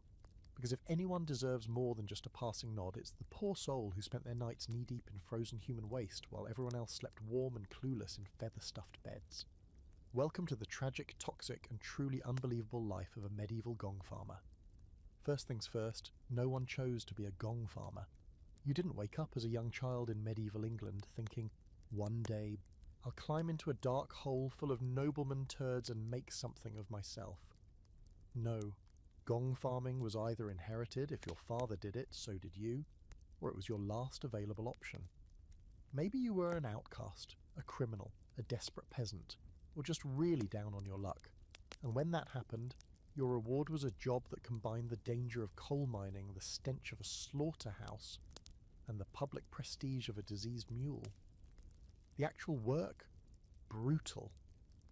Gong farmers were responsible for clearing out cesspits, garderobe shafts, and any other space where waste collected, which, in winter, meant frozen piles of compacted filth that had to be broken apart by hand, not with a cute little snow shovel. With iron tools, wooden buckets, and often just their bare hands wrapped in oiled rags. No gloves, no safety goggles, no dignity. Now imagine crawling into a garderobe chute from below. You're in a narrow, icy tunnel, crouched in sludge that's been fermenting for decades, and you're trying to chip away at what might as well be frozen brown limestone. The air is thick with ammonia, the stones are slippery, your lantern keeps going out because the draft is too strong, and you're working fast, because if someone upstairs decides to use the toilet mid-shift, well, you get the idea. Let's just say you hope they had good aim.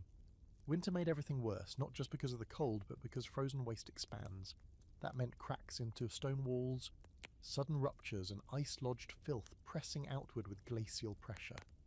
Gong farmers sometimes had to tunnel into waste blocks as hard as rock, carving out channels just to get the stuff moving. If you've never imagined a grown man with a pickaxe chipping away at a frozen poop wall by torchlight while muttering prayers, now you have. And yet despite all this, gong farmers were paid relatively well. sometimes even double what an average labourer earned. Why? Because no one else wanted the job, and those who did it were often literally essential to keeping castles livable. If the garderobes backed up, or if the cesspits overflowed, disease could rip through the castle like wildfire. So these guys, as revolting as their work was, were the only line of defence between daily life and a full-scale sanitation disaster. But don't get too comfortable thinking they were well respected. Gong farmers were legally required in many cities to work only at night, hence the nickname night men. They weren't allowed to walk through town during the day, not because they were a nuisance, but because people claimed they smelled so bad it made others sick.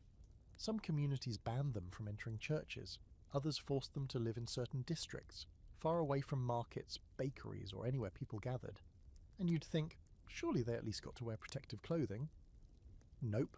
Their gear consisted of patched cloaks soaked in wax or lard to repel moisture, thick boots, when they had them, and scarves or mouthcloths to breathe through. Many carried herbs like rosemary or mint under their noses to fight the constant stench. Others just stopped caring and lost their sense of smell altogether, a real documented condition among sanitation workers of these time. If they dropped a tool, they had to fish it out. If a bucket handle broke mid-haul, start over. If a rat bit them, and rats loved cesspits, especially in winter, they risked infection, fever, or worse. There are even stories of gong farmers passing out from the gases that built up in deep, unventilated pits. Methane, hydrogen sulfide, and ammonia swirled into toxic clouds below ground level. A single misstep.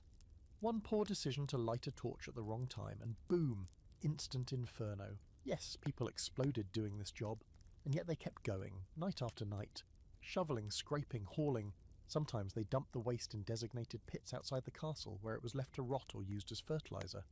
Other times, especially during winter when the ground was too hard to dig, they had to stack it somewhere inside the walls, usually in a storage room that no one would dare enter. The smell seeped through the stone. It always found a way. Now, not all castles had full-time gong farmers. Smaller keeps might rely on servants to do the job part-time, which meant rotating shifts of young, terrified workers being sent down into the shaft with no training. Accidents happened, falls, disease, slips. One slip in the wrong place and you could drown in what the Lord had for dinner last week. That's not a joke. That's a real historical danger. There are even fringe legends about gong farmers finding lost treasures while cleaning cesspits, rings, coins, even daggers that had accidentally fallen down the shaft. But no one really wanted to reclaim those items, even if they were cleaned. Once it had gone into the pit, it was considered cursed. And who's going to wear Grandma's ring once it's been marinating in frozen excrement for 6 months? Not even medieval people were that bold. Despite their importance, we know surprisingly little about individual gong farmers. Their names weren't often recorded, they didn't get tombstones or written eulogies. They just did their work in the dark, cleaned up what no one else would, and disappeared. If they were lucky, they lived to pass the job on to someone else, usually a relative.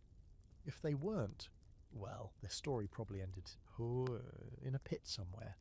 And yet, if you're imagining them as shuffling hopeless figures, think again. Some were sharp, sarcastic, and knew the castle better than anyone else. They had keys to locked passages. They overheard secrets during midnight shifts. They moved freely through every part of the building, unseen, unnoticed, and sometimes dangerously informed. There are whispered stories about gong farmers who blackmailed nobles with what they knew. After all, when you handle someone's filth every night, you know exactly where they've been. So yes, their job was disgusting. Yes, it was dangerous. Yes, it was cold and miserable and filled with spiritual, emotional, and nasal trauma. But in the frozen guts of a medieval castle, the gong farmer was the silent guardian of basic human dignity. And without them, even the grandest halls and warmest hearths would have collapsed under their own waste. Next time you flush a toilet and walk away without a second thought, give a quiet nod to the forgotten figures of history, those who faced the cold, the stink, and the darkness so no one else had to. Let's take a break from the labourers and turn our lantern toward a different kind of nightmare, the one that lived inside the noble mind. Because while servants shovelled and peasants squatted in the snow, the lords and ladies of the castle were dealing with a whole different kind of medieval trauma. Shame. And winter didn't make it easier. In fact, the season made everything worse. You see, in a world obsessed with honour, dignity, and the illusion of grace, Nothing shattered your social standing faster than a toilet-related embarrassment. Welcome to the frigid world of frozen castles and burning shame. It might surprise you to know that the upper classes were just as vulnerable to humiliation as the lowest scullery maid, perhaps even more so.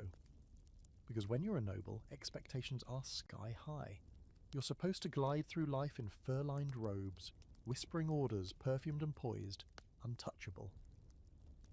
But what happens when you need to go to the bathroom, and your chamber pot cracks in the middle of the night, spilling last night's venison stew across the flagstones? Or when your foot slips on a frozen puddle outside the garderobe and you land, quite literally, in a pile of your own legacy? It happened. A lot. Let's start with the most common shame of all: accidents. In winter, everything froze. The seats, the floors, the chamber pots. You've heard this already, but now imagine the noble context. You're at a feast. There's music, dancing, wine, laughter. You're wearing 5 layers of fine wool laced up with cords wrapped in fur, and then you feel it. The stomach cramp. The growing pressure. But to reach the garderobe, you have to wind down 2 freezing corridors, past the kitchen, around the main hall and up a tower. By the time you get there, if you get there, nature might have already taken its course. And that, for a noble, was a reputation ender. In courtly life, bodily control was directly linked to moral control. Losing that control even once could stain your name. Gossip spread like wildfire through castles, and there was nothing people loved more than a fall from grace. Did you hear? Lady Isolde had an incident near the chapel steps. During Vespers? No less. There were no secrets. Servants talked. Guards whispered. By the next morning, your little midnight mishap had become the talk of the hall. That fear of embarrassment drove some nobles to extremes. It's documented that certain high-status individuals, particularly women, would fast during long events just to avoid having to use the facilities. Others had emergency chamber pots kept under their banquet chairs, hidden behind tapestries or tucked into alcoves for quick, silent relief. And let's be clear, no one wanted to use those. The process was awkward, risky, and always carried the possibility of audible betrayal. In the cold, there was no muffling anything. Some nobles even assigned toilet guards, servants whose entire job was to stand outside the garderobe or chamber door to ensure privacy and to intercept any potential witness to shame. These poor souls had to act as bodyguards for bodily functions, pretending not to notice any noises, smells, or catastrophes. But they noticed. Oh, they noticed everything. And if they talked, heads could roll, quite literally. The worst-case scenarios made their way into castle lore. One nobleman reportedly fell asleep on the garderobe during a winter's night, and, because of the cold, the wine, or both, fell in. He was found the next morning wedged in the shaft, very much alive and very much humiliated. His household claimed he'd been praying in solitude. No one believed it. He was never invited to court again. Another legend tells of a young lady in waiting who during a feast excused herself and tried to rush to the garderobe, only to slip on the icy stair, land badly, and let's just say she didn't need the garderobe by the time she got there. She tried to return to the hall as if nothing had happened, but the evidence followed. She left the castle that night, never to return. Her name survives only in a crude rhyme sung by kitchen boys decades later. And then there's the truly medieval solution to shame: punishment. Yes, sometimes toileting mishaps weren't just laughed at, they were punished. If a servant fouled a noble's chamber or used the wrong pot, they might be whipped, fined, or even dismissed. If a guest disgraced themselves in a shared space, they could be publicly mocked or barred from future events. In one German castle, it's recorded that a lower-ranked noble was forced to clean the garderobe shaft himself after using it improperly. Whether he misaimed, used someone else's seat, or simply lingered too long is unclear. What is clear, the shame broke him. He left for a monastery within the year. Of course, winter made everything harder. Imagine being bundled in layers of stiff wool and fur, needing to relieve yourself quickly, and being expected to do it gracefully. Removing garments took time. The cold made fingers numb, buckles stiff, and the whole process longer than anyone liked. One noblewoman reportedly fainted in a garderobe after spending 20 minutes trying to untie her underlayers with frozen hands. Her maid found her slumped on the seat, blue-lipped, barely conscious, and still mid-process. They told the court she had a vision. Again, no one believed it. Now, some nobles had their own custom garderobes built to avoid these humiliations. Wider seats, thicker doors, better airflow, or proximity to fireplaces, but even these luxuries couldn't prevent human error. Pipes still froze, pot content still cracked, and winter doesn't care about your family crest. So what did nobles do to protect themselves? Beyond the fasting, beyond the guards, some resorted to magical protection, amulets to prevent bowel trouble, herbal sachets sewn into underclothes, runes carved into toilet doors. One surviving charm reads, "By St. Giles, let no foul air or shame befall me." That's bathroom anxiety, 13th century edition. And while the shame fell hardest on nobles, because they had the most to lose, it trickled down through the ranks. Pages dreaded being the ones to empty the lady's chamber pot, fearing a spill. Maids feared leaving behind a scent. Cooks feared being blamed for unfortunate results. It was an ecosystem of anxiety, frozen in stone and sealed with superstition. In a modern world where plumbing is silent and private, it's easy to forget how loud and public the bathroom experience once was, especially in castles, especially in winter, and especially when your name, your title, and your marriage prospects could all crumble because you slipped or cracked a pot or made an unfortunate noise at the wrong moment. So if you ever find yourself embarrassed in a public restroom, just remember, at least no one is going to write a ballad about it. In medieval times, you weren't so lucky. We've lingered in noble chambers, survived siege-induced chamber pot avalanches, and even whispered about ghosts with bowel grudges. But now we descend into something darker, colder, and altogether more claustrophobic, the toilets of the imprisoned. Because not everyone in a medieval castle was sipping mulled wine in front of a hearth. Some were shackled in the depths of the tower, behind locked doors, in cells where rats were better company than jailers. And when those prisoners needed to relieve themselves during winter, well, they didn't get a seat. They didn't get a choice. They got what was available, and that, friends, was usually a hole in the corner, if they were lucky. Let's set the scene. You've been accused of treason, or heresy, or maybe you just looked at a nobleman the wrong way. Either way, you found yourself tossed into a stone-walled dungeon carved beneath a castle tower. It's winter. The cold seeps through every crack. There's no fire. The air smells like mould, iron and despair. And the worst part? You've been given no food, no blanket, no explanation, but your stomach still works. And eventually, as all humans do, you feel that familiar pressure. In many castle dungeons, there was no designated toilet area at all. The floor sloped slightly toward a drain if you were lucky.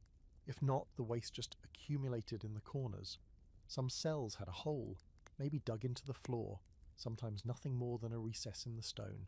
In a few luxurious prisons, and yes, that's a sarcasm, there was a gutter or trench cut into the edge of the cell to collect waste, angled to let it run down into a pit below. But again, winter changed the rules. These systems froze, waste hardened, trenches clogged. And suddenly your cell wasn't just a prison, it was a personal cesspit. Now, if the prisoner was high-ranking, deposed noble, a disgraced knight, they might be kept in a semi-private chamber with an actual garderobe built into the wall. But even this was no kindness in winter. With no fire nearby and a shaft that howled like a banshee in the wind, the cold turned the space into a torture chamber. It's one thing to be chained by the ankle, it's another to have your one place of relief become the coldest, darkest part of your cell. Imagine squatting over a wind tunnel, trying not to slip on the ice crust forming around the seat, all while being watched through a slit in the door by a bored, soup-drinking guard. In solitary cells, guards often didn't even bother with waste removal. Prisoners were expected to go in a corner, maybe over a bucket, and live with it, for weeks, in freezing temperatures. Archaeological digs in the Tower of London and other historic sites have found thick layers of human waste compacted into prison floors, some of it frozen in place by centuries of damp and cold. It wasn't cleaned up, it just became part of the room. If you were being tortured, and yes, many prisoners were, using the toilet became a form of humiliation. Guards would withhold food or water until prisoners soiled themselves. Then they'd mock them, or worse, make them clean it up with their bare hands. There are records of prisoners being denied chamber pots entirely as punishment, forced to squat over stones, chained in place in rooms with no ventilation. The cold didn't just make it worse, it preserved the evidence. The mess stayed frozen, and the smell, once it returned, was all the more potent. But not every prisoner was alone. In overcrowded cells, multiple people shared the same tiny space and the same toilet, if you could even call it that. These shared cells were a nightmare. Imagine 6 people crammed into a dark, wet room, shivering against one another for warmth, all sharing a single bucket or corner. No privacy, no dignity, just a constant battle to avoid stepping in something you didn't want to think about. There are reports of prisoners defecating into their own clothes because it was warmer than squatting on the floor. That's how desperate things got. Others scraped into the walls, creating shallow depressions to use as makeshift seats, little more than cold bowls of carved stone that filled up and froze over. One chronicle from a French prison describes inmates trying to urinate into cracks in the wall, hoping it would drain into the stones and disappear. It didn't. It just pooled and iced over, making the entire room a hazard. And here's the truly medieval twist. Some jailers use the prisoner waste as a control mechanism. Want a better cell? Clean your current one. Want a blanket? Haul your own chamber pot down the corridor. Want food? Use the bucket like a proper man and not the wall. It wasn't just cruel, it was calculated. The waste became a tool of power. Even in the freezing dark, your own bodily functions were weaponized against you. Now, a fringe but fascinating detail. Some prisoners actually escaped through waste shafts.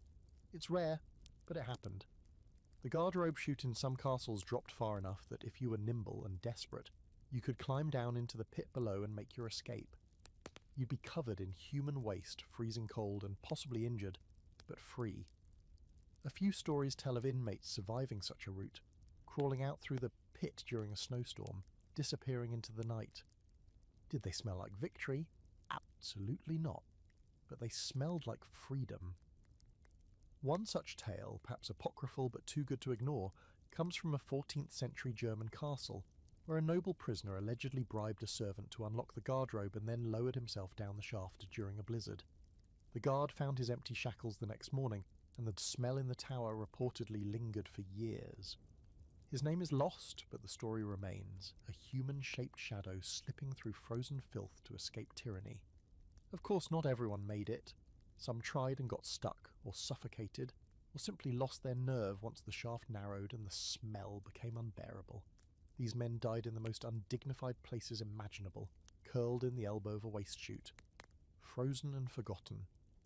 So while nobles feared shame and servants fought stink, prisoners endured the worst of all, the complete loss of humanity. No comfort, no choice, no relief, just a dark, cold cell with a stink that never faded, a floor that iced over with every breath, and a corner that reminded you every time you crouched over it that you weren't even considered worth a seat. And somehow in that filth, in that sequence, in that bone-deep cold, people survived. Alright, let's pull ourselves up from the dungeon floor carefully, and turn our attention to something a little more architectural, but no less gross. Because now we're getting into the guts of the castle, literally. Tonight, we're tracing the journey not just of people using toilets, but of what happened afterward. It's time to explore the plumbing, or the glorious freezing lack thereof, behind medieval toilets, and especially how castles managed to sometimes keep things flowing in the dead of winter. Spoiler, they didn't really, but they tried. And the ways they tried range from clever to catastrophic. Let's begin with a basic truth. Medieval castles didn't have plumbing in any modern sense. No pipes, no water pressure, no taps. There were no underground sewer grids, no waste treatment and plants. What castles had were gravity, patience, and the willingness to accept that a lot of poop was just going to sit around for a while. But for all their limitations, some castles did attempt primitive plumbing, especially when it came to water and waste, and during winter those systems were put to the test. First, the water. Castles needed a water source. Some were built near rivers or natural springs, others had wells, deep hand-dug shafts reaching down to underground water tables. Getting that water to the upper floors, that was someone's back-breaking job. Buckets, yokes, pulleys, day after day, hauling liquid life up stone staircases. But for more innovative castles, there were cistern systems, stone tanks built into the walls or roof to collect rainwater. Rain would funnel down specially shaped gutters, flow through lead-lined channels and collect in the cistern. On a good day, this meant cold, somewhat clean water could be stored close to where people lived. On a bad day, it meant freezing, cracked reservoirs that became useless blocks of ice for months. Now, waste disposal. This was a bigger issue. The majority of toilets, garderobes specifically, relied on vertical chutes. Waste dropped through the shaft, ideally into a cesspit or a flowing moat. But clever architects tried to do more. In some castles, sluices were built, channels designed to carry water from a cistern or diverted stream through the base of the garderobe shaft in order to flush the waste away. It was early plumbing, it was impressive, it also almost always failed in winter. Let's walk through the process. It's January. The air is cold enough to freeze ale in your mug. Water in the cistern. Solid ice. Stream, frozen. The sluice that was supposed to rinse the bottom of the garderobe chute? Clogged with ice and last month's regrets. Without flowing water, the waste doesn't move. It piles up, and once frozen, it becomes nearly impossible to clear without a full excavation team armed with iron tools and no sense of smell. Some castles tried to heat the water used in waste channels, but again, no central heat. Fires near waste chutes were dangerous. If the heat didn't ignite the methane gases wafting up from below, it often just melted the upper layer of frozen excrement, creating a half-thawed sludge that flowed back up the shaft when it had nowhere else to go. Imagine lighting a fire to clear the waste, and having a poop geyser burst into the garderobe chamber. There are historical mentions, vague but colourful, of nobles screaming as the spirits of the pit returned in foul liquid form. You know what that was? Plumbing failure. Another challenge? Sloping drains. Some garderobes were built with angled channels to help direct waste away from the castle. The idea was that gravity and occasional water flow would move everything down slope into a designated dump zone, usually outside the wall. But those channels were shallow, open and exposed to the elements. So during winter, what you had was a waste highway that froze solid, trapping everything mid-route. By February, it was less drain and more museum exhibit. Let's talk about castle moats. Romanticised as swan-filled love lagoons, moats were often just open sewers in disguise. Many garderobe chutes emptied directly into them. During winter, these moats froze over, trapping the waste beneath a thin crust of ice. If you were lucky, it stayed there. If you were unlucky, the ice cracked under someone's weight, maybe a servant fetching firewood, maybe a soldier on patrol, and down they went. Into the moat, through the surface, into the... You get it. That's not a water hazard. That's a biohazard. In some rare cases, castles had drainage tunnels built into the outer curtain walls, low, narrow passageways designed to direct waste and runoff away from the structure. These could be brilliant until the cold hit. Water that once flowed gently now sat stagnant, and any organic matter inside hardened like concrete. Rats loved these tunnels. So did thieves trying to sneak into the castle. Some would crawl up through waste drains, timing their heist for winter, when the smell was bearable and the tunnels were solid enough to climb. Imagine defending your home by dumping boiling oil at the gates while someone was quietly wriggling up the old waste sluice in the south wall. That's what medieval plumbing got you, a frozen security risk. Even castle kitchens had their version of plumbing problems. The sculleries, the washing areas, had to dispose of food waste and dishwater. In winter, those drains froze too, creating slippery cess rivers across the floors and into the walls. Frozen chicken grease plus soap plus human foot equals one broken ankle and a lawsuit, if lawsuits had been a thing. A few castles went full mad scientist and attempted underground latrines, using tunnels with steep slopes and the gravel beds to filter and guide waste away from living quarters. These were rare and expensive, and again completely useless when the contents froze in place. Ever tried unclogging a 20-metre waste tunnel with a frozen compost slope? You haven't, but someone in the 13th century did, and they deserve a monument. Now, let's acknowledge the genius attempts, even if they failed. Some engineers tried using heated stones dropped into the drainage channels to thaw blockages. Others experimented with pouring boiling water down the chute, a dangerous but sometimes effective move. One particularly eccentric noble supposedly paid his servants to urinate down the chute in shifts to keep it warm and flowing. Desperate times, desperate measures. Scholars today debate how functional these early plumbing systems really were. Some argue they were more for show than substance, designed to impress visiting lords with the idea of sanitation. Others think they genuinely worked for part of the year and just collapsed every winter like the rest of us.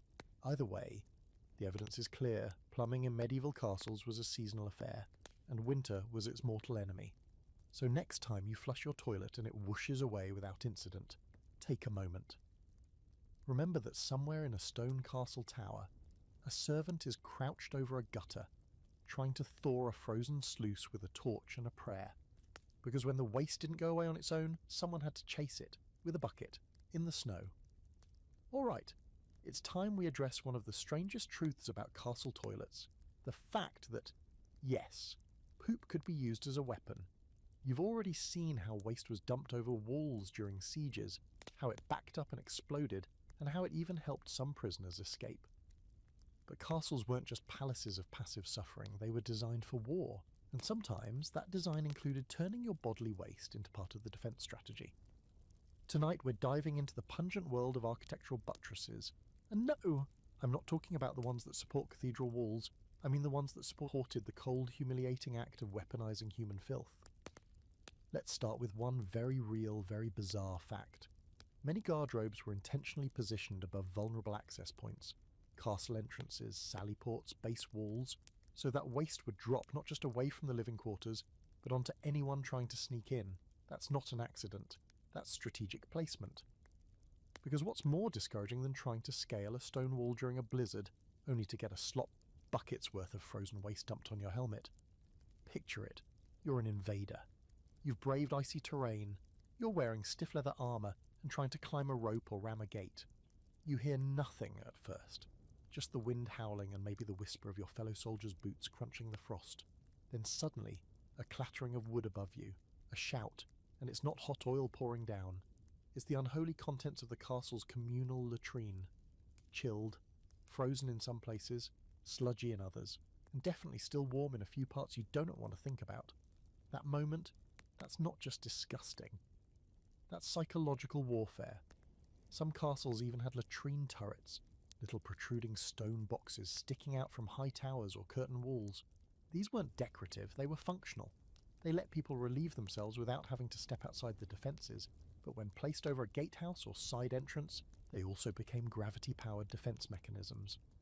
Waste would accumulate in the chute, especially in winter when everything froze and backed up, and when the time was right, say during an enemy's push up the slope, someone could give it a good stomp or shove and unleash a winter's worth of stored misery onto the enemy below.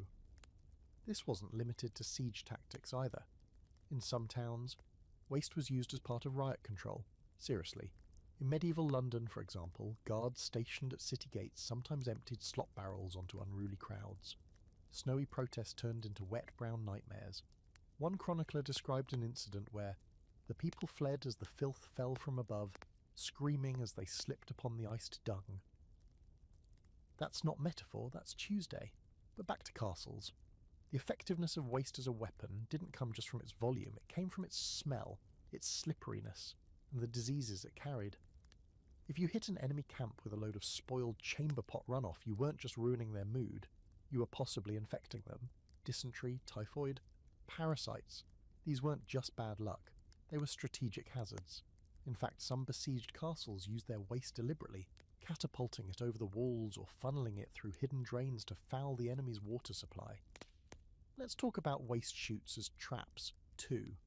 In a few castles, notably in Scotland and Germany, garderobe shafts were designed to extend just far enough out from the wall that someone trying to enter through a small sally port or storm drain would walk directly beneath them. What does that mean? If you were sneaking in at night, your first warning that you'd been spotted might be impact, frozen or otherwise. And don't forget the moats. As discussed earlier, many castles emptied their garderobes directly into the surrounding moat. In theory, this was practical. Moats were big, wet, and hard to access anyway. But in winter, when the surface froze solid, those same moats turned into giant icy toilets. Waste would pile beneath the ice. Sometimes defenders would break the ice on purpose and flood the moat with the stored contents during an attack. The resulting flood wasn't clean water, it was black water sludge, full of filth, frozen chunks, and who knows what else. Not great for morale, even worse for traction. Try running up an embankment covered in poop-slick ice while archers are aiming at your head. And here's a strange but true military tactic. Poop traps. Some defenders dug shallow pits just beyond the walls, filled them with human waste and covered them with thin wood or snow. Invaders crossing these areas, especially under cover of night, would fall in, triggering panic, injury, and a serious desire to go home. Not quite a spike pit, but every bit as demoralising. Imagine your commander saying, "Hold the line," while you're up to your waist in the Lord's frozen leftovers. Now let's address the moral ambiguity here. Yes, weaponising waste seems cruel, maybe even barbaric, but remember, this was war. In winter, with no Geneva Conventions, You used what you had, and if what you had was several months of castle-generated excrement preserved by the cold like a fine medieval cheese, then so be it. It wasn't personal, it was strategy. There's even debate among historians about how intentional some of this was. Did builders really think, let's angle this garderobe chute so it lands right over the side entrance? Or did it just turn out that way, and someone later realised how handy it was? Hard to say. But the placement patterns are hard to ignore. Over gates, above narrow alleys, facing blind spots, coincidence, or tactical poop science. One fringe theory even suggests that in some cases, waste dumps were used as decoys. Picture this: during a siege, you know the enemy is watching, so you stage a dump of waste over a section of wall that's not being used, making them think it's heavily trafficked. They avoid it. Meanwhile, you're slipping troops in through a clean route. Gross misdirection at its finest. All of this, these stinking, freezing, foul-smelling defensive manoeuvres, reminds us that in a castle everything was dual purpose. The walls weren't just walls, the kitchen wasn't just for food. And the garderobe wasn't just for relief. It was, when winter hit and desperation rose, part of the castle's arsenal. So yes, in the right hands, or the wrong ones, waste became weaponry, carefully placed, frozen solid, and dropped with brutal timing. Because when the snow was falling and the enemy was climbing and your options were limited, nothing said, "You shall not pass," quite like gravity-fed, months-old human filth. You might be cold. You might be outnumbered, but up in that turret perched above the gate with a full bucket and a strong stomach, you still had the high ground.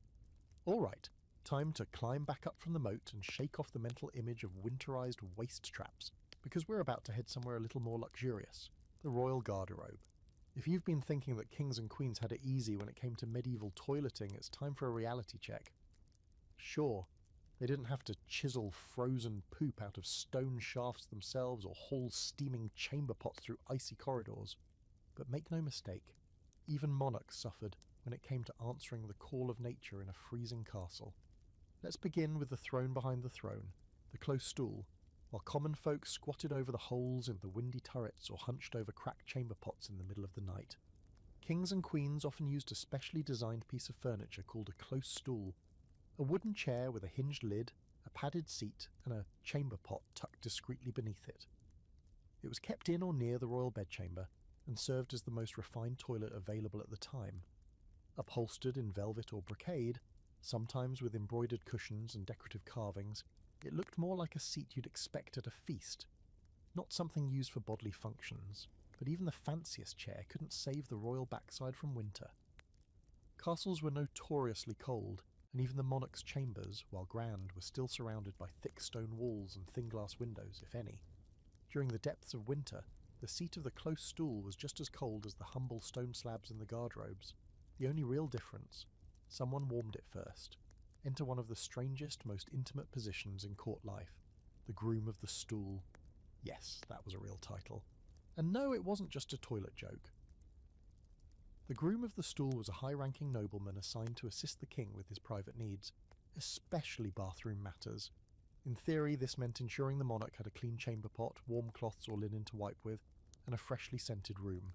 In reality, it often meant being in the room while the king used the close stool, sometimes helping him undress, and yes, possibly assisting with wiping. Let that sink in. The man who held this job had access to the king's most private thoughts, most unguarded moments, and most unfortunate bowel-related accidents. During winter, the groom had additional duties, warming the seat by the fire before use, ensuring the chamber pot wasn't frozen over, yes, that happened, and adding herbal sachets to reduce the inevitable stench. It's said that some kings preferred their stool lined with warmed wool or fur, while others demanded rose petals sprinkled beneath the lid. And if the groom didn't perform these tasks to the royal standard, he didn't just risk demotion, he risked humiliation, because nobody wanted to be the courtier who gave the king frostbite on his rear. Now, queens had their own version of this arrangement, with ladies-in-waiting responsible for helping them navigate the many layers of gowns, corsets, and winter cloaks. Royal women rarely used garderobes unless travelling. Instead, they relied heavily on their own ornate close stools or chamber pots.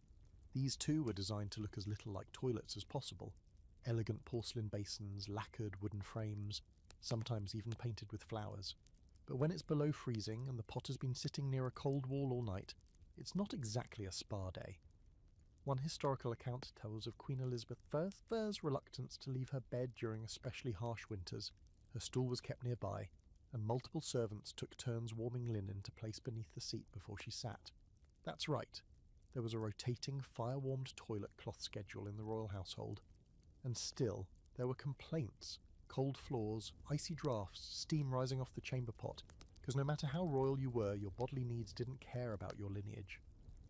And speaking of draughts, one of the biggest challenges of winter toileting for royals was the location of their garderobes. Often built into the outer walls of towers for the ventilation, these stone closets became wind tunnels in cold weather. Even with thick robes and fur-lined garments, sitting down meant direct contact with the coldest air in the castle. Some monarchs refused to use these entirely during winter, preferring to stay indoors and to rely on chamber pots, which, of course, had to be emptied constantly by increasingly resentful staff. But what if they had to travel? Imagine the royal progress, a journey across the kingdom to visit distant estates or hold court in another stronghold. Winter travel was already miserable. Now add to that the problem of toileting on the road. Royals travelled with their own furniture, including their stools, which were packed and unpacked by servants, sometimes multiple times a day. There are surviving records detailing the transport of a king's privy apparatus, including pots, cloths, perfuming agents, and a collapsible seat with a velvet cushion. Not exactly travelling light. Even then there were mishaps. The stool might freeze during transport. A chamber pot might crack from the cold. Servants sometimes had to pre-warm the portable toilet in nearby kitchens before use, occasionally drawing laughter or ire if it didn't go smoothly. In one documented case, a royal chamber pot was mistaken for a soup bowl and nearly used at a banquet. That particular servant didn't last long, still being royal had its perks.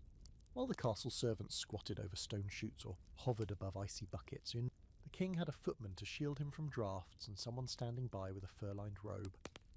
Nobles might mock each other's fashionable politics, but no one dared joke about royal toilet routines, especially if they wanted to keep their heads. Of course, there were limits. When nature called urgently, even the king had to act fast. One record from a Scottish court reveals that during an especially cold winter, King James V used a chamber pot in the middle of a council meeting, screened off by a tapestry while advisors continued the discussion. That's multitasking, medieval style. And yet despite the luxury, despite the servants and the perfumed cloths, even royalty couldn't escape the basic discomfort of winter toileting.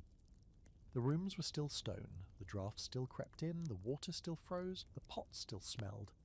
They could cushion the seat, light more fires, or drape themselves in fox fur, but at the end of the day, they too were humbled by the cold, miserable process of doing something utterly human. So the next time you sit down on a modern warm toilet, just remember, even kings and queens once winced at the chill, muttered curses under their breath, and scolded their servants for forgetting to preheat the seat, because in winter no crown could save you from the cold slap of a medieval toilet. So we've covered kings and queens shivering over their velvet-lined commodes, but now it's time to shine the icy spotlight on the other half of the medieval power couple, noble women, because while royal men had their grooms of the stool and their heated chamber pots carted around like crown jewels, the ladies of the cold lavatory had a whole different set of challenges. Let's just say when it came to answering nature's call in a freezing stone castle, women weren't exactly winning. First, let's talk clothing, because that was half the battle. In winter, a noblewoman might be wearing up to 6 layers. Linen chemise, woolen kirtle, velvet overdress, heavy cloak, corsetry or lacing, and often an underskirt or fur-lined petticoat. Now imagine needing to get all of that untied, lifted, adjusted, and out of the line of fire just to squat over a hole in a stone slab, or hover over a frozen chamber pot the size of a large soup bowl, all in a freezing garderobe that smells like despair and ammonia. Had gloves? Too clumsy. Remove gloves, say goodbye to your fingertips. And don't assume they had it easier indoors. Sure, they had private rooms, maybe even embroidered cushions and perfumed linen, but the seat didn't care who you were. It was still icy, still bit through every layer you wore. There are references, scattered in letters and household manuals, of noble women passing out from the cold while using the chamber pot, not fainting from modesty, literally losing consciousness from cold shock to the system, often in the middle of the night, in rooms with no fires and windows covered only in oiled parchment.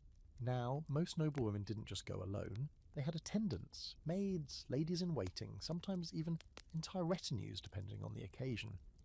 If you were particularly high-ranking, your maid might help you undress, hold your skirts, warm the seat with a hot brick, or even hand you a scented cloth to bite down on so you didn't scream when your skin hit the frozen ceramic. But even with help, it wasn't glamorous. In fact, toileting was one of the few moments in a noblewoman's day where all the layers, etiquette, and ceremonial grace just fell apart.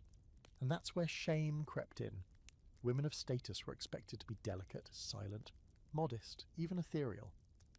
But nature doesn't care about social norms, especially when it strikes in the middle of a royal banquet or during a freezing prayer vigil. Stories float through the centuries of noble women who had incidents in public, who couldn't reach the garderobe in time, or who simply refused to eat at winter feasts to avoid having to go at all. It wasn't just a matter of physical discomfort, it was a public identity crisis. If a lady had an accident, that could become her reputation. Forget her dowry, forget her embroidery skills. She'd be the woman who slipped on her own skirt in the garderobe and broke her ankle trying to hover. And speaking of hovering, let's talk logistics. Unlike men, noble women couldn't just pull aside a tunic and go. Even chamber pots were a challenge. There are mentions of women squatting backwards over their close stools to better position themselves, lifting all their skirts at once like a theatre curtain and hoping they didn't tip the pot in the process. Some used toilet stands, a kind of wooden frame to balance on, but those often froze in winter, making the wood slick and dangerous. One unfortunate duchess reportedly got stuck when the hem of her woolen cloak froze to the seat beneath her. It took 2 servants with boiling water to free her, and yes, everyone knew by morning. Now consider menstruation, which added a whole extra layer of complication. Noble women used linen rags or wool pads, often held in place by belts or simple ties. In summer, this was already uncomfortable. In winter, the cloths froze, the wool itched, washing them became near impossible. Water froze in basins, fires were reserved for cooking or warmth, not for menstrual laundry. So women often had to reuse cloths or wear frozen ones. If that sounds medieval, it was, and yet they still did it, with barely a whisper of complaint in public. Why? Because modesty demanded it, even among other women. Some, of course, were resourceful. Herbal sachets were worn around the waist to cover smells. Hot stones were placed near the privy chair to warm the surrounding air. Chamber pots were lined with dried moss or straw to reduce splash and ice. There are even records of women carrying their own miniature chamber pots, disguised as jewellery boxes or decorative vessels, to avoid using the communal garderobes. That's not just clever, that's innovation born from sheer desperation. But not every noblewoman had the luxury of hiding. In castles under siege, in travel, or in the countryside during hunts and winter festivals, they were often forced to squat behind trees, in snowy courtyards, or in makeshift tents with a chaperone holding a blanket for privacy. And in full winter dress, that meant undressing outdoors, quickly, while trying to balance on frozen ground with a breeze slicing through every layer of fabric. It was a process so awkward and miserable that some women simply refused to go. Ever.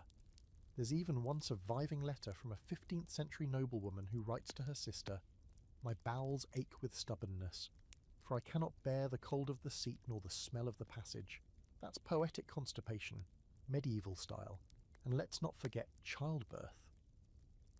Noble women often gave birth at home, in their chambers, surrounded by female attendants and midwives. That process, while wrapped in ritual, also meant days without access to a proper toilet, especially in winter, when moving a labouring woman across the icy floors was considered too dangerous. So chamber pots were used again and again and barely emptied in time. The rooms became steamy, smelly and cold, and yet they persisted, because what choice did they have? All of this makes one thing clear. Noble women weren't delicate dolls fainting in candlelight. They were tough, resilient survivors, enduring the same biological realities as everyone else, only with more fabric, more pressure, and far less privacy. They suffered in silence, frozen lace clutched in cold fingers, as they braved the daily indignities of medieval life with a kind of unspoken strength. So the next time you think about corsets and courtly dances, remember that behind every noble gown was a woman who once had to lift 7 layers of fabric just to perch on an ice-cold pot in the dark, hoping it didn't crack or spill. And if that isn't the definition of grace under pressure, I don't know what is. Let's take a quiet moment now to talk about something that's been lingering in the background this whole time. Smell. Not the metaphorical kind. The literal, nose-wrinkling, eye-watering, soul-shaking stench that clung to the corners of every medieval castle, especially during the freezing winter months when nothing evaporated, nothing dried, and nothing could mask the smell of 1,000 chamber pots trying to hibernate through a blizzard. Tonight, we're plunging into the pungent world of medieval air quality, or as it could more accurately be called, the age of indoor suffering. So here's the situation. You're inside a thick-walled castle. There's no central heating, no airflow system. The windows, if you have them, are maybe a foot wide and covered in waxed linen. The doors are heavy oak. Every fireplace is working overtime to keep the room even 1 degree above hypothermia. And everyone is trying to avoid stepping outside because the air out there could freeze your teeth. So what happens? The stink settles in. Garderobes, of course, are the main culprits. These weren't sealed systems. There was no flush. Waste dropped into a pit, into a moat, into a chute, or sometimes just into a dark void of unknown depth. And in winter, when airflow dropped and ice clogged the exits, that smell didn't leave. It lingered. It crept back up the shaft. It made its way into nearby rooms, cloisters, and stairwells. You might be enjoying a game of dice in the next chamber, and suddenly catch a breeze that smells like 3-week-old goose stew, filtered through the digestive tract of a knight. Surprise! You're downwind of the northeast turret garderobe. And it wasn't just bathrooms. Every room in a castle added to the olfactory assault. The kitchens, constant grease, fish guts, burned bread, and ale spills. The great hall? A stew of unwashed bodies, sweaty furs, spilled wine, snoring dogs, and the occasional noble who hadn't bathed since Michaelmas. The cellars, mould rotten barrels leaking fermented failure. The stables and kennels were close by, and if you lived on the lower floors, every snowmelt brought with it a trickle of animal waste from the upper courtyards. In the summer, at least, you could open a window, but in winter, everything stayed shut tight. Fires smoked, torches burned oily fat, and people rarely changed their clothes. Why? Because washing meant water, and water meant hauling buckets up icy steps, heating them for hours, and then standing naked in a freezing room while someone scrubbed you with sand and ash. Most people opted to just not. Which brings us to the body odour factor. You're wearing wool, you've been sweating in it for days, you sleep in it, you eat in it, you squat in it, and you're not alone. Everyone around you is doing the same. You know the old idea that medieval people didn't notice the smell because they were used to it? That's not entirely true. They noticed. They complained about it constantly. In letters, in poems, even in religious texts. One monk described the winter cloister of his abbey as a hothouse of sins and smells. Another noblewoman famously ordered her tapestries removed in midwinter because they had absorbed the foul breath of the lower servants. So what did people do to fight back? Enter the age of medieval air fresheners. First, herbs. People hung bundles of dried rosemary, lavender, mint or sage in garderobes, hallways and near doorways. These were called strewing herbs, and in winter they were often soaked in warm oils and placed near hearths to release their scent. Did it work? Marginally. The scent might overpower a cold, quiet room, but against the full power of a castle's waste system, like throwing rose petals at a stampede. Second, incense. Churches used it regularly, but castles did too. Burning frankincense or myrrh was popular in noble households, particularly during winter festivals. The smoke disguised smells, sometimes too well. People would burn so much incense that the room became unbearable for other reasons. Coughing fits, eye-watering smoke, and in one case a documented fireplace fire started by a poorly placed censer full of burning cedar chips. Third, his perfume, not for the air, for the people. Nobles doused themselves in rosewater musk, civet, which, fun fact, comes from the anal glands of a small animal. Or ambergris, yes, that's whale bath. Anything to mask the funk. Winter was prime time for perfume because baths were scarce, and you could layer up the scent without sweating it off. It's no accident that medieval perfumeries did booming business from November to March. And then there were more experimental approaches. Some castle staff tried ventilation tricks, carving small vents above garderobe doors, opening arrow slits at specific angles to create a cross breeze. But in winter this just brought in more cold, so most people resigned themselves to living with it, or rather living in it. Now, here's a quirky historical footnote. There were smell-related superstitions too. People believed that bad air wasn't just unpleasant, it was dangerous. The idea of miasma, foul-smelling air causing disease, was widely accepted. So if a room smelled like death and mould and chamber pot overflow, it wasn't just uncomfortable, it was a threat to your soul. Some folks carried pomanders, small balls filled with spices and herbs, on chains around their necks. Others hung them near the bed, hoping the scented air would protect them while they slept. This fear of bad air is part of why people were so obsessed with scented items. Perfumed gloves, scented scrolls, herbal-infused oils for skin. In winter, when illness was everywhere and windows stayed closed, people leaned hard into the smell-based protection. Did it work? Probably not, but it was all they had. And yes, there were open debates about how to improve the situation.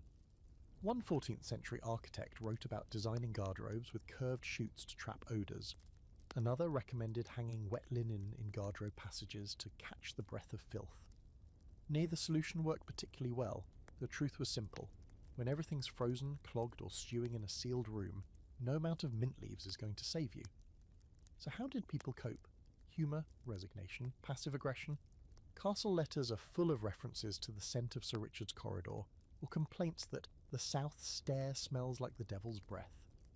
One monk described the abbey latrine as a place fit for demons and foul thoughts.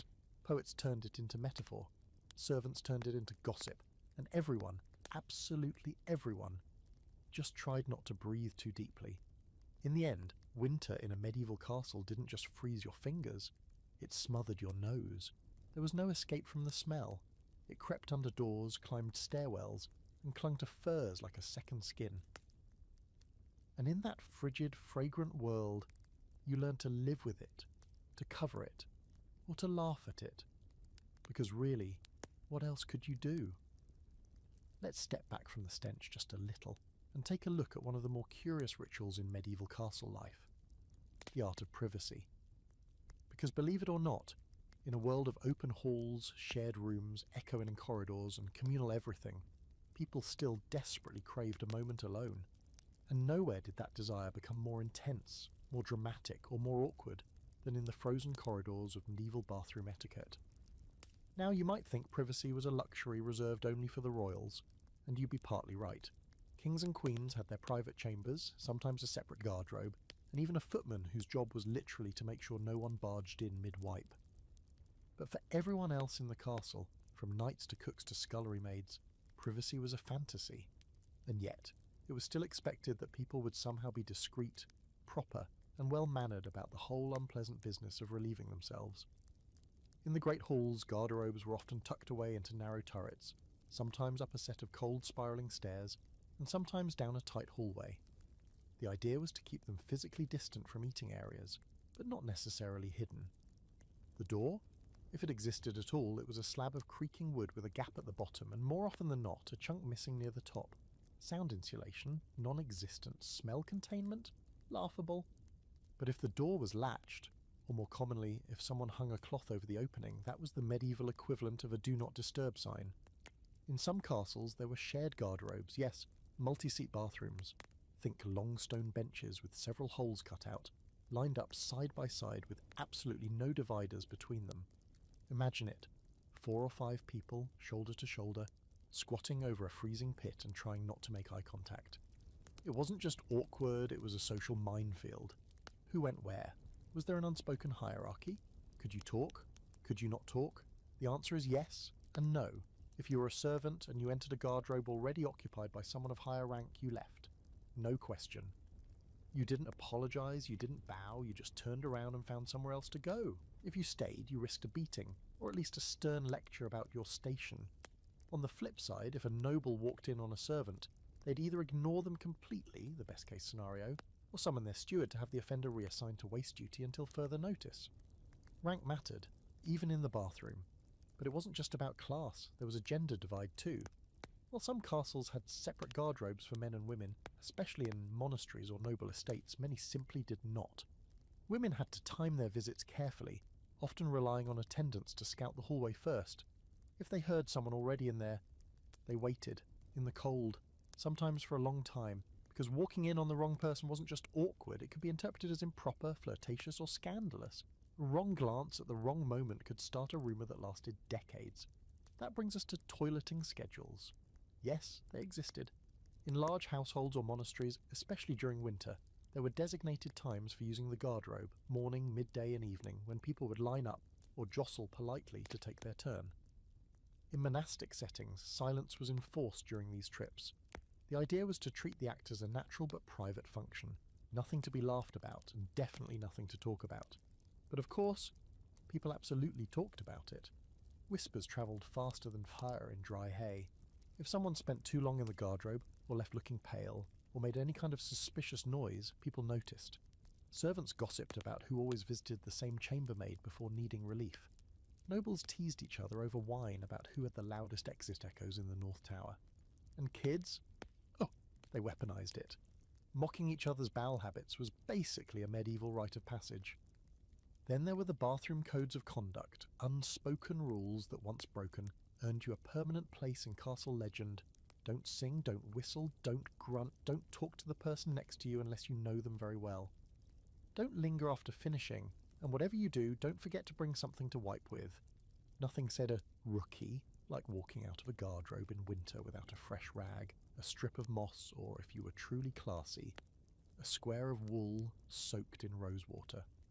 Forget that, and you were doomed to waddle back to your chamber with a shameful expression, some shameful expression, and a long story to tell. But there were exceptions. Nighttime emergencies often threw all etiquette out the icy window. If someone had to go badly enough, especially during a snowstorm or after too much mead, they might sprint to the closest pot or chute regardless of who was already there. In those moments, privacy collapsed. Decorum disappeared. There are records of noble women who accidentally barged in on visiting ambassadors. One poor French baron was found weeping into his fur cloak after being walked in on by 3 different people while trying to relieve himself near the chapel garderobe. His crime? Using the wrong hour. There were also codes among servants, a sort of underground courtesy system. If 2 cooks needed to use the same pit, the older one got to go first. If someone was carrying night soil or a chamber pot, you gave them room, even if they reeked. And if a chambermaid accidentally soiled herself on duty, no one spoke of it. That was the rule, unless of course she was a rival. Then it was fair game. Interestingly, the farther down the social ladder you went, the more communal the experience became. In the servant quarters, large chamber pots might be shared by a whole group during the night. In barns or kitchens, people simply relieved themselves in corners during snowstorms, covered the mess with straw, and moved on. Privacy was a dream for the elite, but for the rest it was just another thing frozen solid by the realities of castle life. And even for the rich, privacy was never guaranteed. The walls were thin, the wind howled through every crack, and the echoes, could carry the most awkward moments down corridors and into nearby rooms. There are even accounts of people moving their beds away from garderobe-adjacent walls because they couldn't stand the sounds. So yes, privacy mattered. Deeply. People did their best to respect it, or at least pretend to, but in the end, no matter how many tapestries you hung or how many warning coughs you gave outside the door, someone eventually was going to hear what you were doing, and probably talk about it later. Because in a cold stone castle full of people with nothing better to do, there was no such thing as a secret squat. We've tiptoed through the chilly corridors of shame, suffered alongside squires with full bladders, and felt the icy sting of noble women perched above ceramic nightmares. But now, let's shift to something you might not expect from a world so heavily defined by discomfort. Innovation. Yes, hidden beneath the grime and freezing chamber pots, medieval castles were quietly full of people who weren't just surviving winter toileting, they were trying against all odds to improve it. Welcome to the strangely ambitious world of medieval toilet technology, where genius met excrement and sometimes they high-fived. First off, let's set expectations. Medieval innovation didn't mean plumbing as we know it today. No copper pipes or chrome levers. Instead, technology in this case meant clever uses of stone, gravity, airflow, and occasionally fire. Because why not make it more dangerous? And in a castle where every wall had to defend against siege and winter storms alike, the smallest tweak to how waste was managed could mean the difference between barely tolerable and a full-scale sanitation crisis. Let's start with garderobe positioning, an architectural choice that might sound dull, until you realise it involved flinging human waste over strategic parts of the castle.